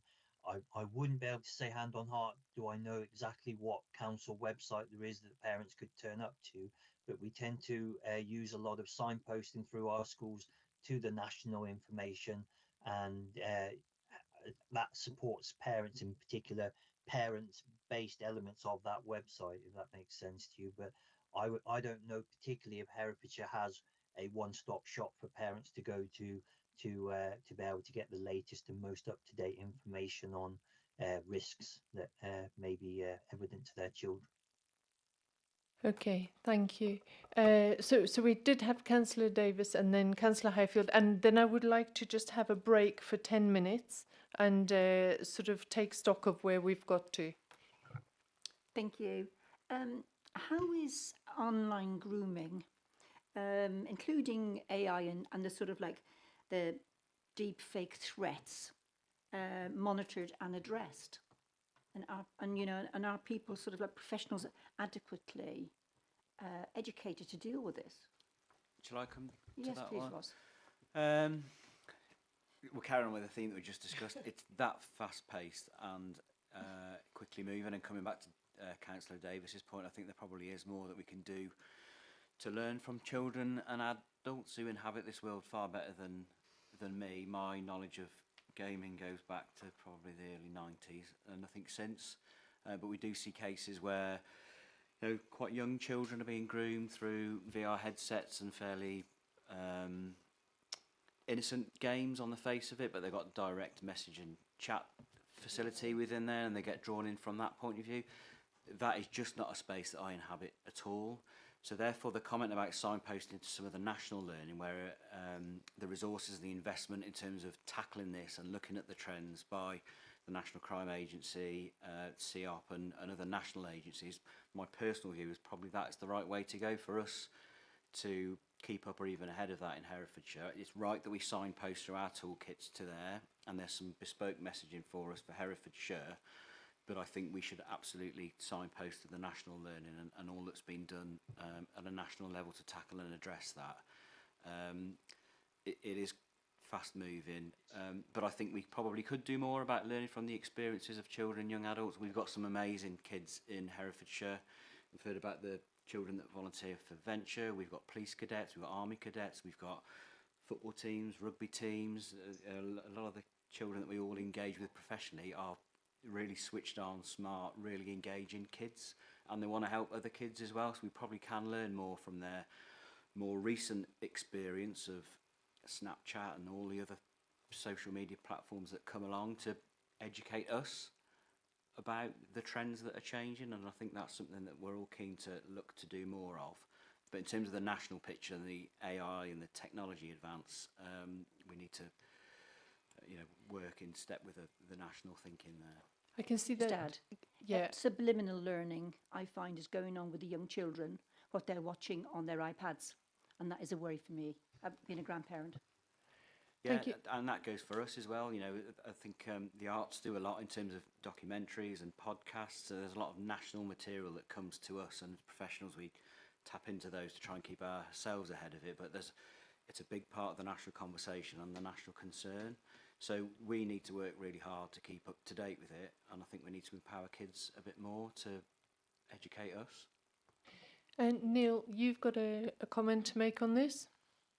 Yes, if it's okay, I just wanted to reassure the council member that every school has a duty to monitor their internet for whatever the children search or the websites that they try and log on to whilst during the school day. So there is a way of capturing the different words or the different phrases that they're trying to search, although most of the schools networks would prevent them from accessing these sites. It still gives the school an insight into the fact whether a certain number of children are searching for how to make a deep fake image of a friend or something. So that gives us some confidence that all our schools have that responsibility to monitor what they're looking at on a daily basis. But the one area of weakness, and it has been nationally an area of weakness, is parents' capacity to turn on the parent controls on most of their own internet provision and broadband. So there is quite a bit of information out there to support parents on how to put the parental controls onto the home search engines and the home broadband, because not all the providers turn it on as a default. Potentially, that is a recommendation that we could make to come from the council. Councillor Highfield, and then Councillor Proctor wanted to come in quickly, and then we will break. Yeah, I could suggest, Ross, that flippantly you need some 14-year-old police officers to tell you what's going on. To tell you, I meant real age, not mental age. To give you an example of the ignorance of adults on this subject, my daughter-in-law, and this is between these four walls, my daughter-in-law was very reluctant. Yeah, she's not watching. She's a good mother, but she was very reluctant to let her 16-year-old son, my grandson, get on a train from Bristol for me to meet him in Hereford. And he's 16, and yet she has no idea what he's doing with his device all day. And I didn't want to cause a family row by pointing out that she's got her priorities wrong. And this is the point that, do we think it's a national problem, but are we doing enough locally to try to educate parents of just how risky this is? I think the school teachers will know, but so many parents, because the children are quiet and they're not causing any trouble because they're sitting there on their device, but what they're up to, they very often have no idea. Are we doing enough in this county to influence that? I mean, the schools are doing a phenomenal job, and they're hitting the majority of children and young people. It is all over the internet, it is all over social media, it is all over our TV screens at 9 o'clock and other aspects. We can promote from the council, but fundamentally it is for every parent to talk to another parent about the challenges that they could be facing, and asking the questions like you did, just in that particular scenario. Do we know what they're doing on that device? No, we probably don't, and we won't know from 10 and 11. And I think the other suggestion about parental control, and I'm sure we'll all watch with interest the way Australia is going to say it's going to ban all young people having a phone under 14, you know. Mine are all grown up now. I'm glad I don't have to have that battle. Indeed, but it is a worldwide problem. It isn't just a Herefordshire or a UK problem or a Europe problem. It's a worldwide problem that has come through technology, and even greater now, it must be challenging for the police with AI. So we're all catching up. But can we do more? Anybody can do more, but will everybody listen by the ways that we're passing it out? Because we also have to do that. Thank you. Councillor Proctor. I just want to pick up on Ross's talking about maybe we need to learn, professionals need to learn from children and young people. And this committee always likes to hear that we are going to listen to children and young people. I just, maybe we could pick this up after the break, but we could make a recommendation that says you should go and learn from children and young people, and then by the time it goes through the process, it will become a bit lost. But I wonder if we could have a bit of a conversation about what might that look like. Like, what it sounds like a good idea. So what might we do to actually make that happen? We can discuss after the break all the work that we do with young people, from building the Get Safe team to the current work and how we had to adapt and change it. But we can do that after the break, if that's okay.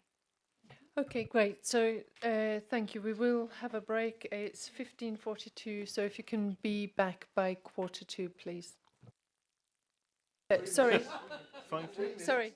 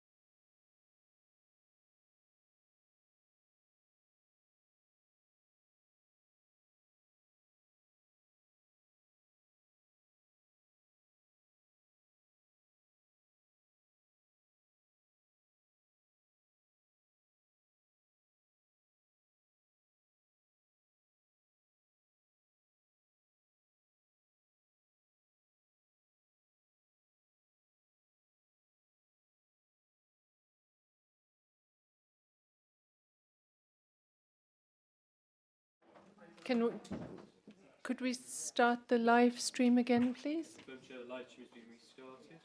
Thank you. So, welcome back. The live stream is back on.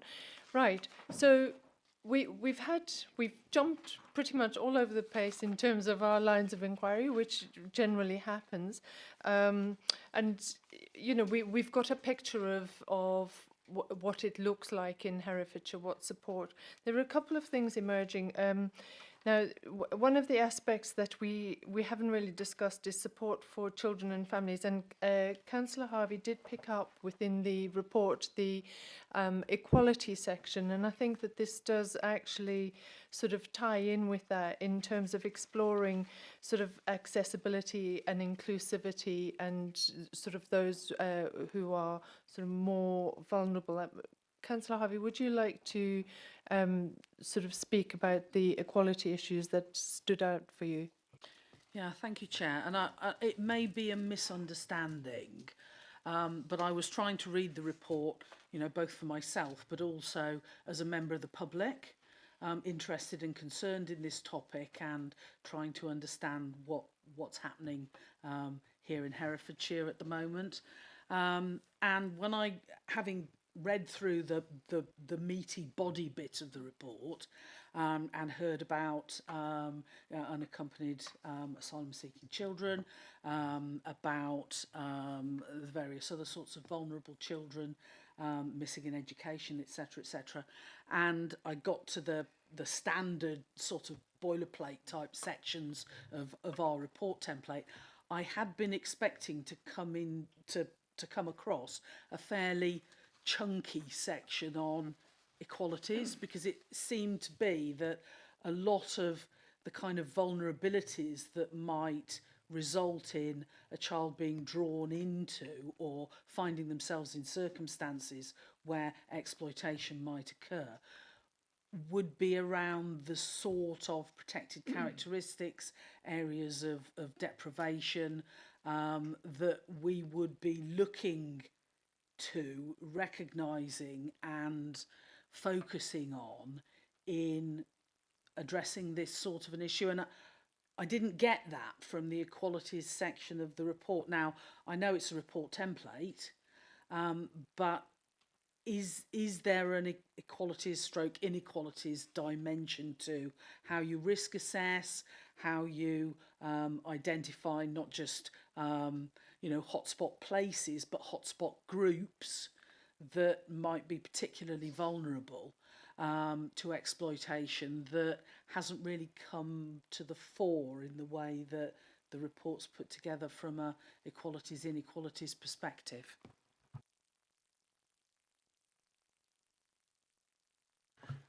I think we put throughout the report the different challenges that different young people face.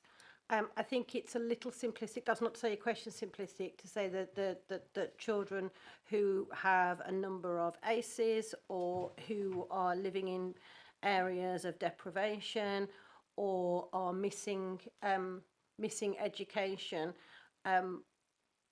There are some children that are more heightened to the risk, as we've already talked about the separated children, but we would argue that all children are at risk of exploitation, particularly in the way that exploitation has moved at such a pace and how it's adapting and changing its model. I think that we know some of the indicators are children who go missing, so we take that very seriously, where a child has gone missing or where there are repeated missing episodes, and there are risk assessments related to that. And if a child goes missing on 3 occasions or for over 72 hours, that is our practice standard says in those circumstances we must go into a strategy for it. We apologise if it wasn't put in that specific area, but I do think that throughout the document we talk about those vulnerabilities. Throughout the whole process of children, whether they present at A&E or whether they're at early help and they're missing, or whether their parents or they're subject to domestic violence, so they're leaving the home and so having more missing episodes. Those would put them more at risk, but I still think that we would argue that all children are at risk of exploitation, and particularly now with the challenges of social media and the way that children exist and live their lives. Yeah, well, thank you. Yeah, I recognise that, you know, let's not oversimplify the problem, but from, you know, trying to put myself in your shoes, saying everybody's at risk is a very broad grouping when you're looking at potentially, when you're looking at measures that may target particularly high risk. It's not a flat landscape. So recognising everyone's at risk, if some people are more at risk than others or less able to respond in a robust and safe manner when they are finding themselves at risk because they don't have the social skills, the experience, the whatever to be able to act wisely in those moments.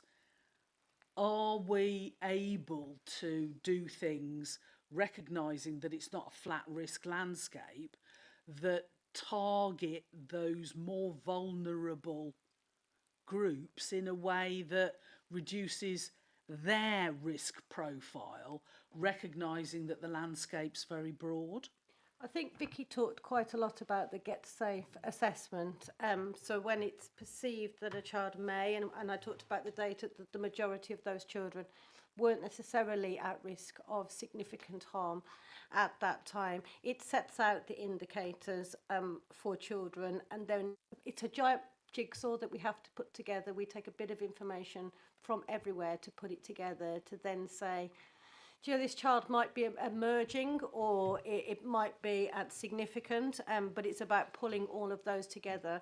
We hear clearly what you're saying is about where we've talked about it, separated children. They've come across the continent and they've arrived in UK. They've got absolutely nobody they can talk to.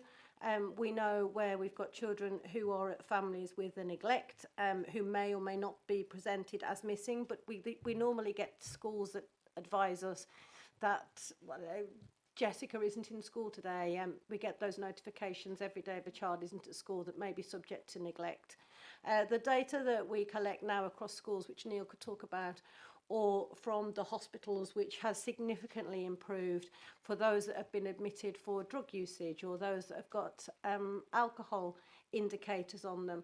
We're able to use that data in a much more real-time way within our MASH. It's not to say that those children aren't more at risk, and Christine talked at length about those children who are missing education and their higher risk indicators, or those children that are being referred to us because of emotional abuse. Those would also be put at higher risk. But it is a giant jigsaw puzzle that we have to put together to work out what type of exploitation it is and their individual response to it. Thank you. And clearly you're talking about the response in the event that a risky or exploitative situation has arisen. My question was really about the preventative side of the coin and saying how well are we doing at lowering the risk profile for those higher risk groups in the way that we target preventative activity, or we, as you've talked about with our sort of solo children, are engaging with them at the outset in order to, you know, very quickly get to a position of understanding of their personal risk situation.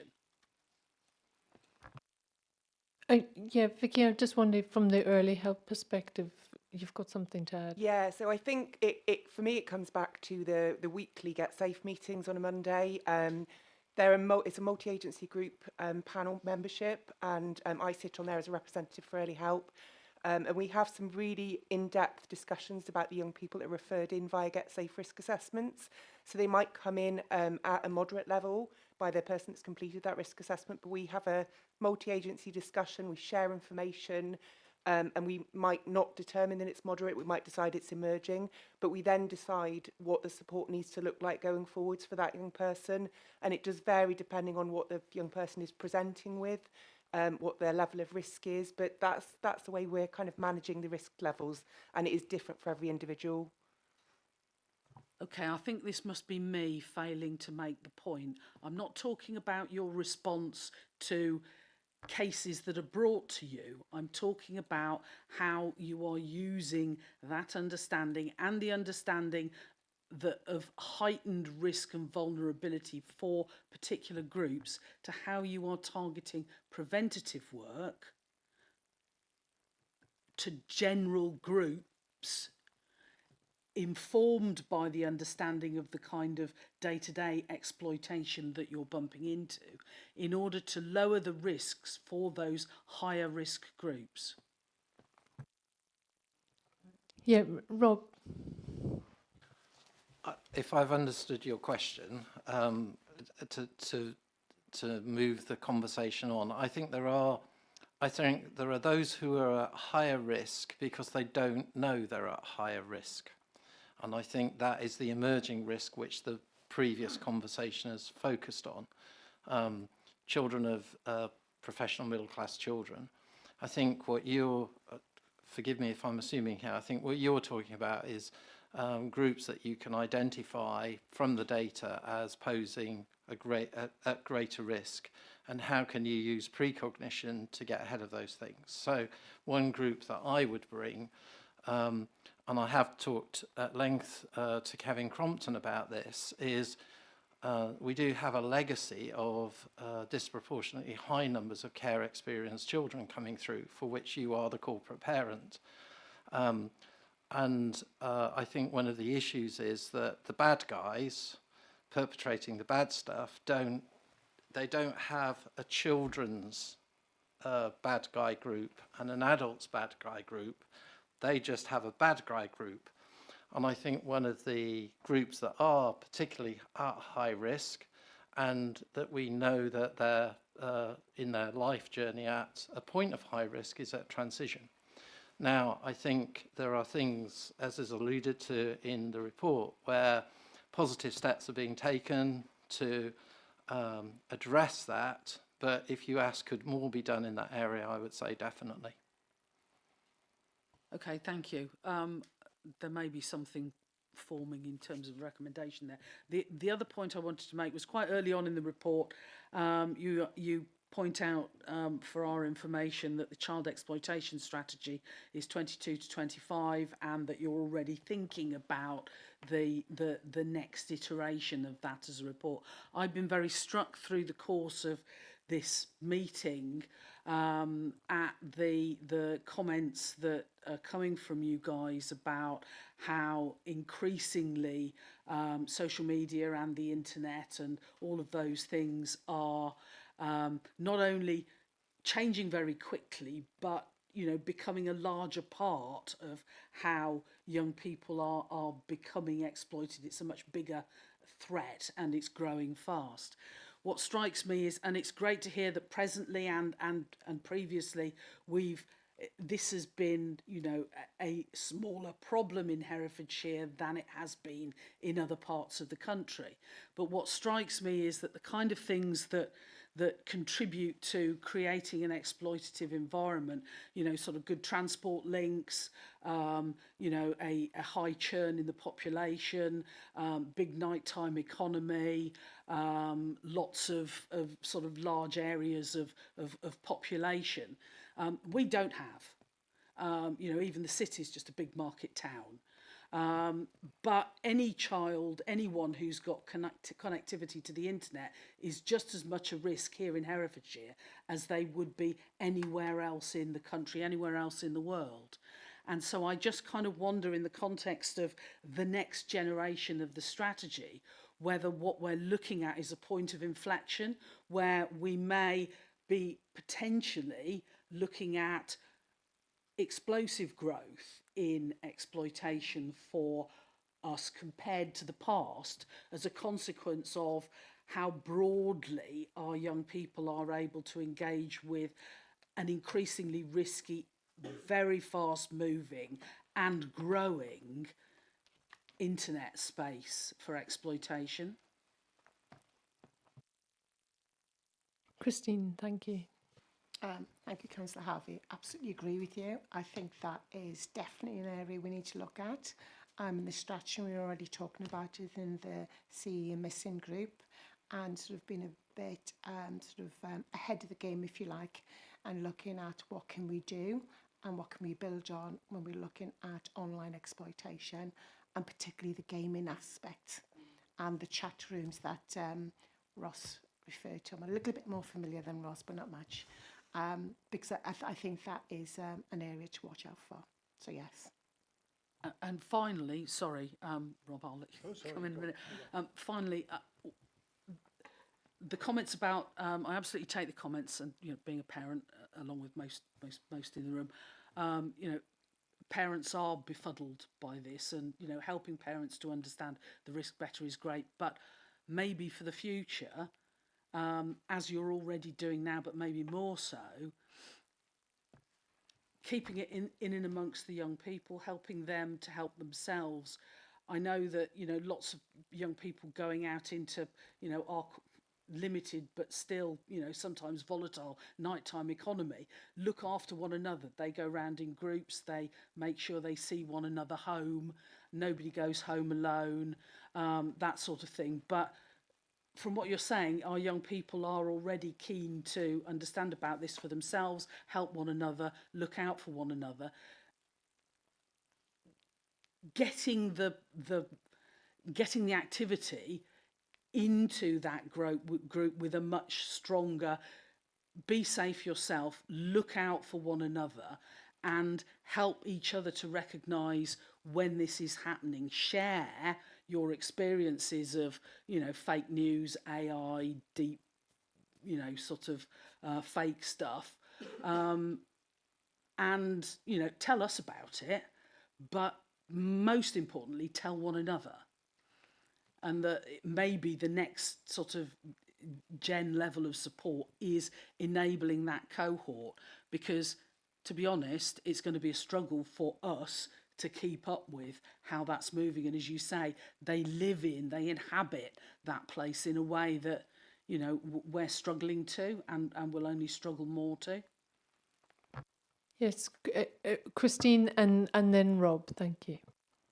Yeah, so we are doing a lot of work with schools, particularly with children much younger than the sixth form, around those issues and linking up with Nile. So that's work we've already started, and that's done by the SAFE team. They actually go out to schools and they speak to children in a group. They tend to talk a lot more in a group, but we also offer individual consultation as well. So yes, we're actually working in that direction. So that will be reflected in the strategy as well. So forgive me, I feel like I'm in an Ethan Hunt moment, having watched Mission Impossible last night. But this is, I was saying earlier, it feels this conversation is a manifestation of the Mission Impossible movie. And if any of you've seen it, I'm not wishing to spoil the plot, but it's all about how do you put the genie back in the bottle. And realistically, I can't see that happening. Realistically, we're talking about, and I will say this, forces of evil that have endless resources behind them, far more resources than we have in this room. So to me, the challenge in the strategy is about working at the things that we can do, and not have too big a grandiose thought. Because I think if we try to do everything, we'll end up doing nothing. And I think we have to look at where are the things that we can make a difference. And, being outside, I do think we need to recognise the difference that has been made in the processes when people are flagged. I think that's making a massive difference, that triage process. I think the work that's going on in schools to educate people as much as possible, I think, again, that's progress. But we do need to think in the light of the bigger question, where are the things where we can make a difference with limited resources? But I think if we went after a strategy which tried to put the genie back in the bottle, Much as we might be inspired by the Mission Impossible plot, I don't think that is possible. That we are dealing with tremendous forces of evil who have absolutely, they do not have anything like the values that we have grown up with, the Christian values in the Western, that underpin Western culture, and they are vastly resourced, vastly resourced. You know, you only have to walk down a high street and see how many shops which have no customers are being regularly refurbished to get a sense of how much money is being circulated around this kind of agenda. So I think we need to be really, really realistic and commend, you know, professionals who are doing the very best they can with very few resources. Yeah, I think control is unrealistic. Prevention is probably unrealistic. But giving young people the tools that they need to recognise what's happening and understand what their options are in terms of addressing it, getting them to help one another and to recognise that they're not snitching when they help somebody or share a problem that they might see developing. And then we just, you know, we're going to be working right up against that chaotic boundary. We're not going to be able to control it, but we might be able to get fleeter of foot in terms of responding. And I think one of the great things that I've heard today is how the data sharing and the flagging and that piece of groundbreaking work that's going on in terms of sharing data in a way across the health system, which is helping health professionals to be alerted to vulnerable young people, is a really important, going to be an important and increasingly important part of how we get clever with what we currently have as information by just integrating it in a way that the data protection blah blah blah allows us to safely and within the law. Thank you, Councillor Harvey.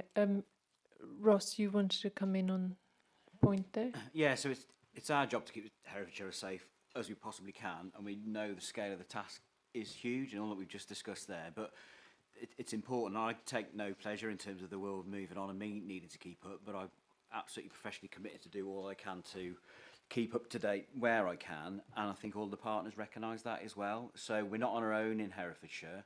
There is national best practice, and there are techniques that are being developed nationally that we tap into. So within the policing of the Senior Detectives Forum, where we regularly have speakers from the National Crime Agency, Regional Organised Crime Unit, law enforcement agencies from abroad. So I get a lot of intelligence tip-offs from abroad now around some of this criminality. And the techniques and the powers and the skills and the ability is advancing all the time. So there's a lot to keep up with, but there's a lot being done to keep on top of that. And I know colleagues and other agencies around the tables, they're all linked in to their equivalents to identify national best practice and what works. And I think it's important that we signpost to that and we keep in step to it, and we keep our practitioners up to date where best we can. So we mentioned earlier on the conference and our responsibility through CPD to get some of those speakers in that come and speak to our staff and representatives as well. So yes, it's daunting.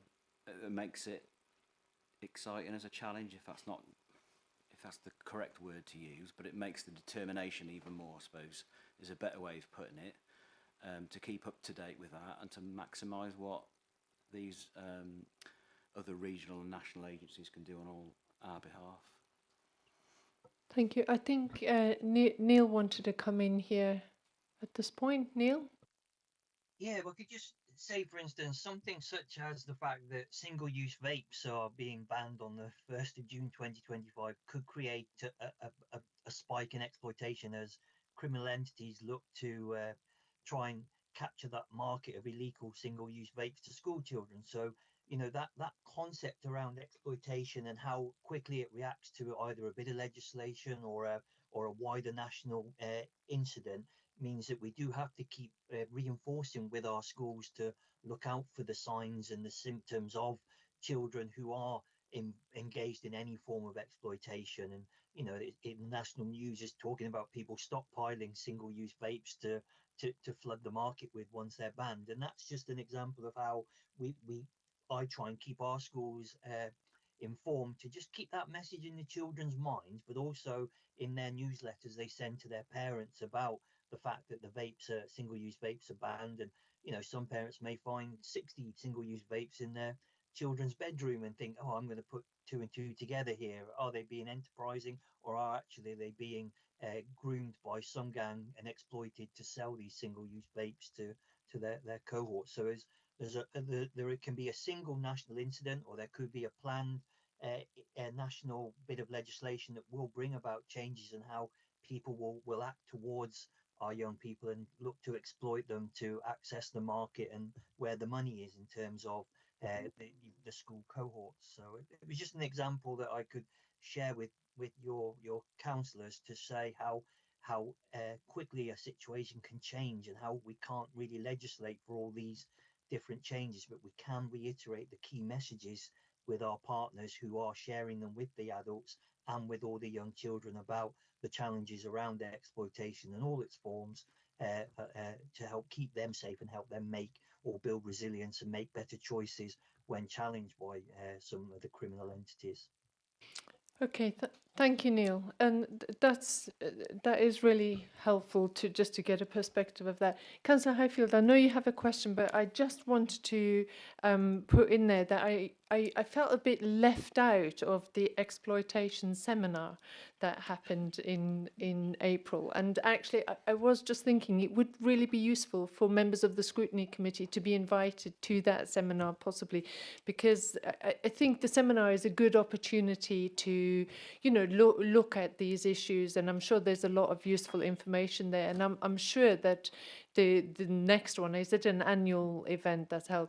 I imagine that this issue of online grooming and exploitation is going to be key. So if you could keep us put us on the invitation list, that would be great. Thanks. Councillor Highfield. Yeah, thank you. It's sort of partly related to what Councillor Harvey was talking about, vulnerable groups.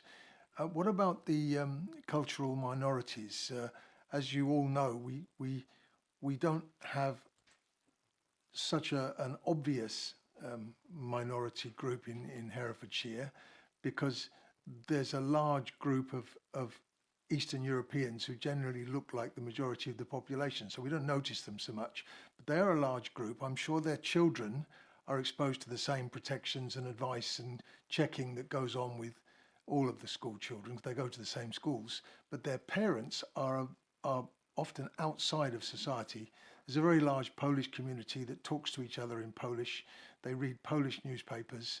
They don't have that connection. Are we getting the right messages to those cultural minorities? Are we able to educate their parents about what's going on? Are we comfortable that they're getting the right type of advice that we hope is reaching all the other parents in the county?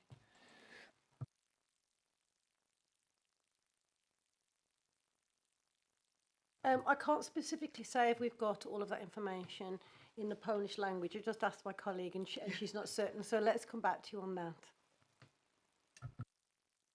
Okay, thank you.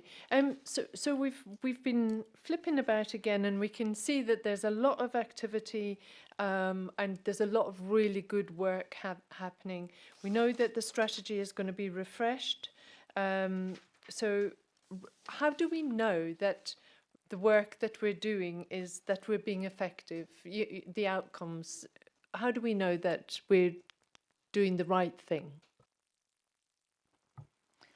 I just want to go back a bit. So when we did the launch of the Get Safe, we've got we had a lot of input from young people and from families, and they actually designed the logo. Since that time, we've continued to have feedback. So for every young person that the Safe team and the partners have been involved with, at the point that we cease to be involved, we contact them and we ask them questions. How was our intervention? Did you feel safe? Did we interact with you at the right level? and we get that feedback. That informs our next steps. We also now contact them 6 months after closure with similar questions, because this is about outcomes. So the work that we did with you for the last 6 to 8 months, did it work? Are you still safe? What are you doing now? So we're gathering all that intelligence so that we can report even more positively about the difference that we are making. Because we can do a lot of this work and it might make no difference. So we do get that feedback on a very regular basis. Thank you. And what is that feedback telling you? Do you know, is it positive feedback? Is there a way that we can kind of see that feedback, or that feedback is collated and it's reported on to the Safeguarding Board quarterly. So, and it's very positive feedback from the young people. And there were a couple of feedback that we had around risk assessments. I think it was only 2 out of, don't know how many, that they felt that they could be engaged quicker. So we fed that back, we closed that loop, but we report on that to the Safeguarding Board. So that is available. Okay, thank you. And I think also sort of quite directly linked to that question was really the return home interviews. You know, what sort of how that information is being used. Could you just speak a bit to that? Yes, so in all our return home interviews with the young people, that information is then cascaded to if it's a child in care, so a care experience or a care leaver, that information is sent to the IRO. It's also sent to the CP chair. It's also then used to inform the risk assessment and the safety planning, and it's fed and shared with all the partners. If there are particular, hotspots or certain addresses or certain perpetrators, that is then fed up to MACE 2 meeting, which is the prevent and disrupt, and there's conversations taking place then. A plan will come from that prevent and disrupt meeting, and it will be shared at the CE and missing group. So that's how we use that information. Okay, thank you very much. Councillors, yes, Councillor Proctor. Just while we're talking about data, I think it's a continued frustration, certainly for me on this committee, that we don't have a regular sight of kind of key metrics around the system. So I don't think this committee expects to get the sort of quarterly data that's going to the subgroup, but it's very frustrating not to be in a role where we're supposed to be scrutinising the child protection system, and we know, and people keep telling us that there is data and it's being used, but we never see the kind of any evidence of that. And though some members of the committee probably would be very happy with hundreds of metrics, I don't think we're talking about hundreds of metrics, but I don't know how, and I guess there are two sort of channels. So there's our role within the council and children's services, and how that, the data about how that is working, but then there's also our role looking at the system and how the system is working. And I don't know how we can try and surface the right and most useful data to help us to do our job. Could I just follow up on that? I mean, we first asked for sight of the monthly dashboards in July 2023, and we've been asking consistently for that information since then, and we still don't get it. We know that Cabinet receive monthly performance and progress reports on children's services, and quite right that Cabinet does, but why on earth that can't be shared with the members of the Scrutiny Committee, I honestly don't know. And you know, I share Councillor Proctor's frustration to the point where, you know, it's one of the things that, you know, has really personally ground me down. over the last 2 years, because it's really difficult as a member of this committee to feel that we're in touch with the improvement journey and that we understand the stats, we understand the internal workings, how things are going. We can take a longitudinal view, and we can't do any of that if that information is not being shared with us on a regular and meaningful basis. And I think it's about jolly time that it was. I mean, I know I'm not going to be part of this committee anymore, so, you know, I'm not going to have steam whistling out my navel about this from now on, but the rest of you guys are, and, you know, I think it's overdue. Councillor Powell, did you want to respond? Okay, I will. Yeah, so there are two elements of data here. One is the local authority children's services data. I'll come back to that. The other is the multi-agency partnership data set. So I can't speak for the partnership because I'm not a member of that partnership, although of course as the lead member I'm cited on some of the work. Going back to the local authority data, children's services, the current director has committed to provide a series of as a minimum quarterly briefings, because that is the way in which the data collection cycle works both locally but also regionally and nationally. And I can't speak for the director, but were she to be here, I am sure she would, in a far more eloquent way than me, explain why seeing certain measures on a monthly basis is not helpful. You need to see them over the longer term to understand the trends and the directions of travel. But the all-member briefings have been set up to not only deal with that quarterly briefing, but also, while we're still in the improvement board process, to bring some updates on that, not the least of which, of course, are the reports from the monitoring visits. So that data is available. It is available through the all-members briefings. They are only an hour long, and I'm sure Councillor Proctor, with his experience and skills in data as Councillor Harvey, they could extend those discussions into half a day. So we have what we have at the moment. I'm very happy to explore some conversations outside of the committee about what additional information you would like. But that meeting cycle, that data set, that capture, that process, it is kind of the data and the cycle that happens in most, if not all, local authorities. Aside from which, of course, I have fortnightly briefings with the director as the member. So if were there to be anything of particular concern or significance, then rest assured I'll be having conversations, obviously, with Scrutiny that we might want to explore. So just to be clear, Scrutiny isn't going to be given sight of any more data than is being provided to every member of this council, and it will be quarterly in arrears. Yes, that would be, that's the agreement that we've had. I'm glad I'm not going to be a member of this committee anymore, because that's just not jolly good enough.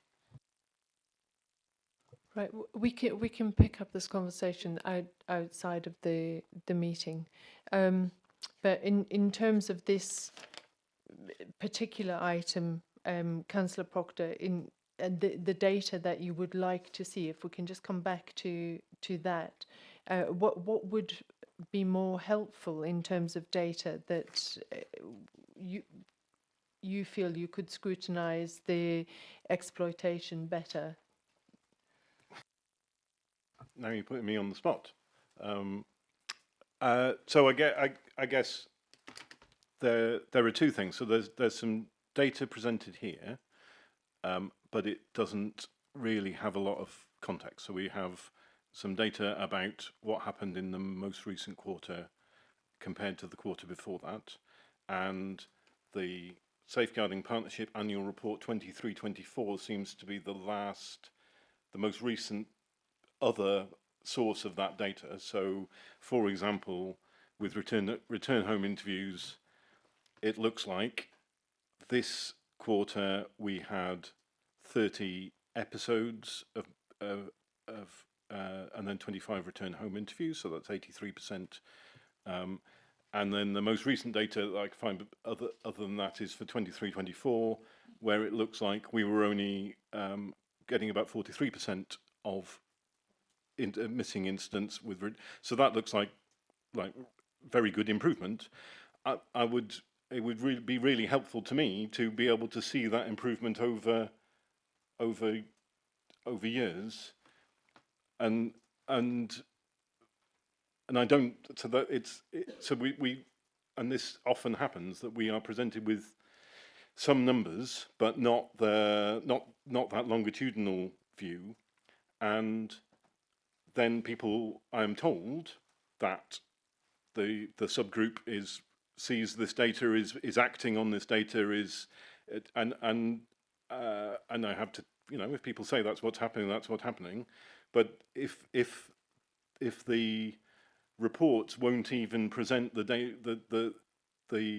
data that I would expect to see when you're being told that there's been some improvement or some change, it's difficult to really understand how the partnership is making use of that data. It feels like a partnership that is very fluent about how it's using data would automatically have dropped some charts into this report, because that's how you're talking about what's going on in the system, and you tell me that the data is shared, the partnership, you're acting on it.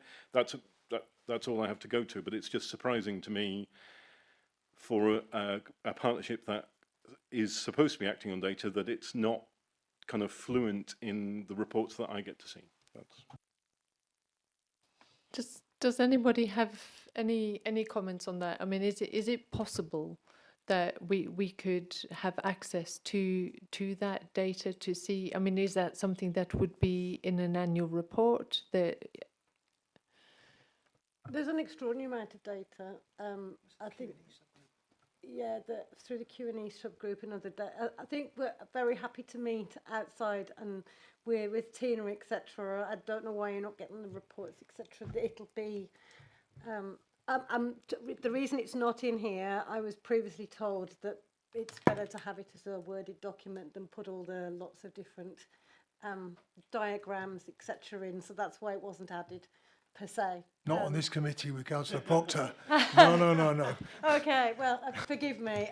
But yeah, and of course it goes to the improvement board, and there's data that goes to very many places. So I can't answer that per se, but very happy to meet outside and talk about it with lead member and Tina.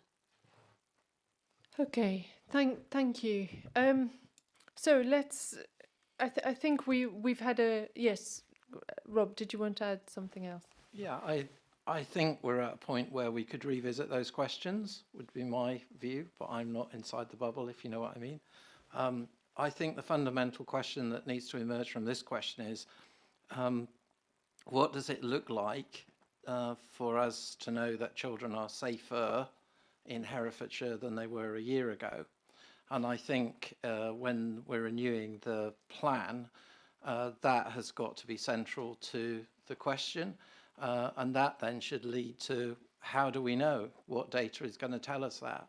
Because it might be counterintuitive, for instance, to say, well, some of the data where you would expect upward trends, if it's really working, or you would expect more things to come in to keep safe, because that's indicating you're capturing more. But I think before the data, there's another question, which is, how do we know? What does good look like in terms of children being safer? And I would say children through to the age of 25, to capture the children that the council is responsible for in terms of corporate parenting. How do we know that children are safer? What does that look like? And then what are the key measures? Rather than bombard the committee with lots of data. It's what is the key data, what are the key indicators? And I think it'd probably be a valuable conversation. I think Tina, from my point of view, brings a breath of fresh air to this whole agenda, and I think she'd be very open to that conversation from my conversations with her. Okay, thank you. And I think thank you. You have actually hit it on the head, because that, you know, that is what we want to know. And for some people, having that data is really an important reflection. And you know, let's just see how we can bring the right data into the public realm, possibly through the review of the strategy, so that we know that we're on the right track. We know that children are safer, or we know that they're not, and that we need to put actions in place to make sure that we address that. Yes. Sorry, I think that you've made an important point, Chair. It's okay to know that children are not safer in this agenda. That's okay. It's not about proving children are safer. It's okay to know that children are not. Am I making sense? And I think the danger is that we all want to prove that children are safer, whereas actually, if the threat is increasing, then we need to know that children are not safer, and then why, and what are we doing about it, rather than being driven by an agenda that we have to prove that children are safer. Sorry, is that clear? Sorry. Yeah, no, I understand what you're saying. Thank you. And but I think these are important aspects of the strategy refresh, because we are stepping into uncharted times, and we can't guarantee that we are going to be able to keep all of our children safe. But what we need to be able to do is know that we are putting enough in place to meet that threat on a regular basis. Right.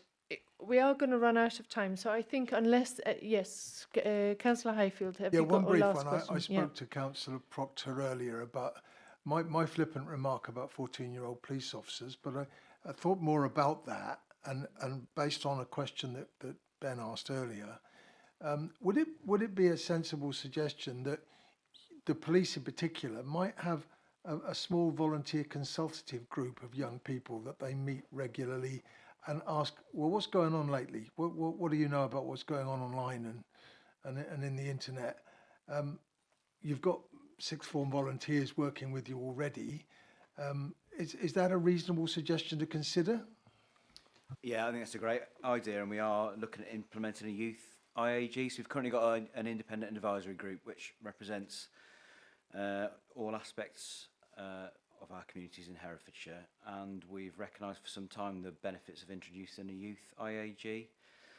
So I'm the father of a police officer that joined 19, so I know within our ranks we've got some really young police officers who've grown through. They are digital natives. That's the world that they've brought up in, and he himself feels a little bit out of touch, so it can move on really quickly.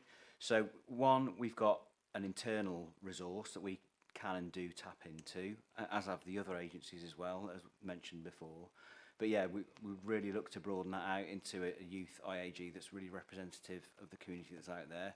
We do quite a lot to try and engage where we can, so that does happen in some informal basis. We do a lot of work with the college on things like awareness campaigns, or there's a range of things that we work with colleges and other agencies, and the SNTs do quite a bit of work, but we'd like to formalise that into a youth IAG. That would work well. Because I'd like to suggest that it be sort of formalised in some way, and it's great for young people when they're looking for a job or something later on their CV. They can say, well, I was on an advisory committee to the police about exploitation. Looks good on their CV as well. Yeah. Yeah, and I would think also sort of engaging with organisations, for example, rural media, who are sort of very up on that. Councillor Proctor. That sounds great. My only recommendation is just to make sure that you build on the existing youth consultation. So I'm involved with the City Youth Council. I know Ledbury has done some work there, and then it's a real worry that agencies could just create lots more youth when we already have young people who want to get involved, and so it might still be that a youth IAG is a good thing, but I would at least make sure that the young people who already are trying to get involved in public services are you talk to them as well. Okay. Just one last thing that I need to make sure that we've covered is that the learning and improvements from post Ofsted, so following the Ofsted monitoring visit, I think we've pretty much touched on them. But if there's anything that we haven't raised that actually has been initiated since the monitoring visit. But I think that, you know, key to that was the work with families and young people, bringing them earlier into the MACE meetings, and I think that you've addressed that. So, yes, Councillor Highfield. Not to be answered today, but 5 years ago, this Scrutiny Committee did a task and finish study of exploitation, and they made a number of recommendations. I've only saw that report this morning, and I saw what the recommendations were. What I'd like to ask is at some future time you could get back to us to tell us how did we do with those, because they seem quite sensible recommendations back then. What was the progress on them? Was there anything that came out of that? And that doesn't need to be answered now because it's a bit short notice. But possibly something when you're looking at the refresh, you know, whether it's worth referring back to that just to see how things have improved. Rachel? Yeah, if you could send that on to us, and obviously we'll review and give a response. Okay, thank you. Well, a very short look at it. It did seem quite a good study, so it'd be worth looking at. Just a quick one, going back to the first half. I was going to ask about relationships with housing associations. When there's antisocial behaviour and the families are moved from one district to another, do you have a way of keeping track of them? Yeah, so they're a really important partner, and there's engagement in a number of different levels, really. So there are occasions where around a strategy meeting or in preparation for a strategy meeting, we'll engage with the housing officer around individual cases that we mentioned before. Within the Community Safety Partnership, there's the Multi-Agency Tasking and Coordination Group. So that brings together partners, environmental health, licensing, fire services, housing, to pick up on themes and trends around antisocial behaviour. There's definite crossover there in terms of exploitation and some of the joint agency visits that have been done to sort of convenience stores and places that sell vapes that we touched upon earlier. So there's lots of multi-agency work at that level, and housing are very much a valued partner with that. Thank you. Just something I want to say to Neil, going back to vapes. I understand that with vapes now, they're filling them actually with drugs.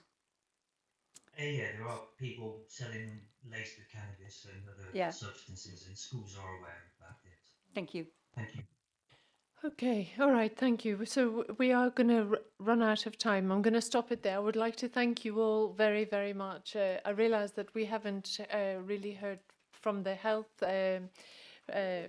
perspective, but I feel like it's been included as you sit within the MASH.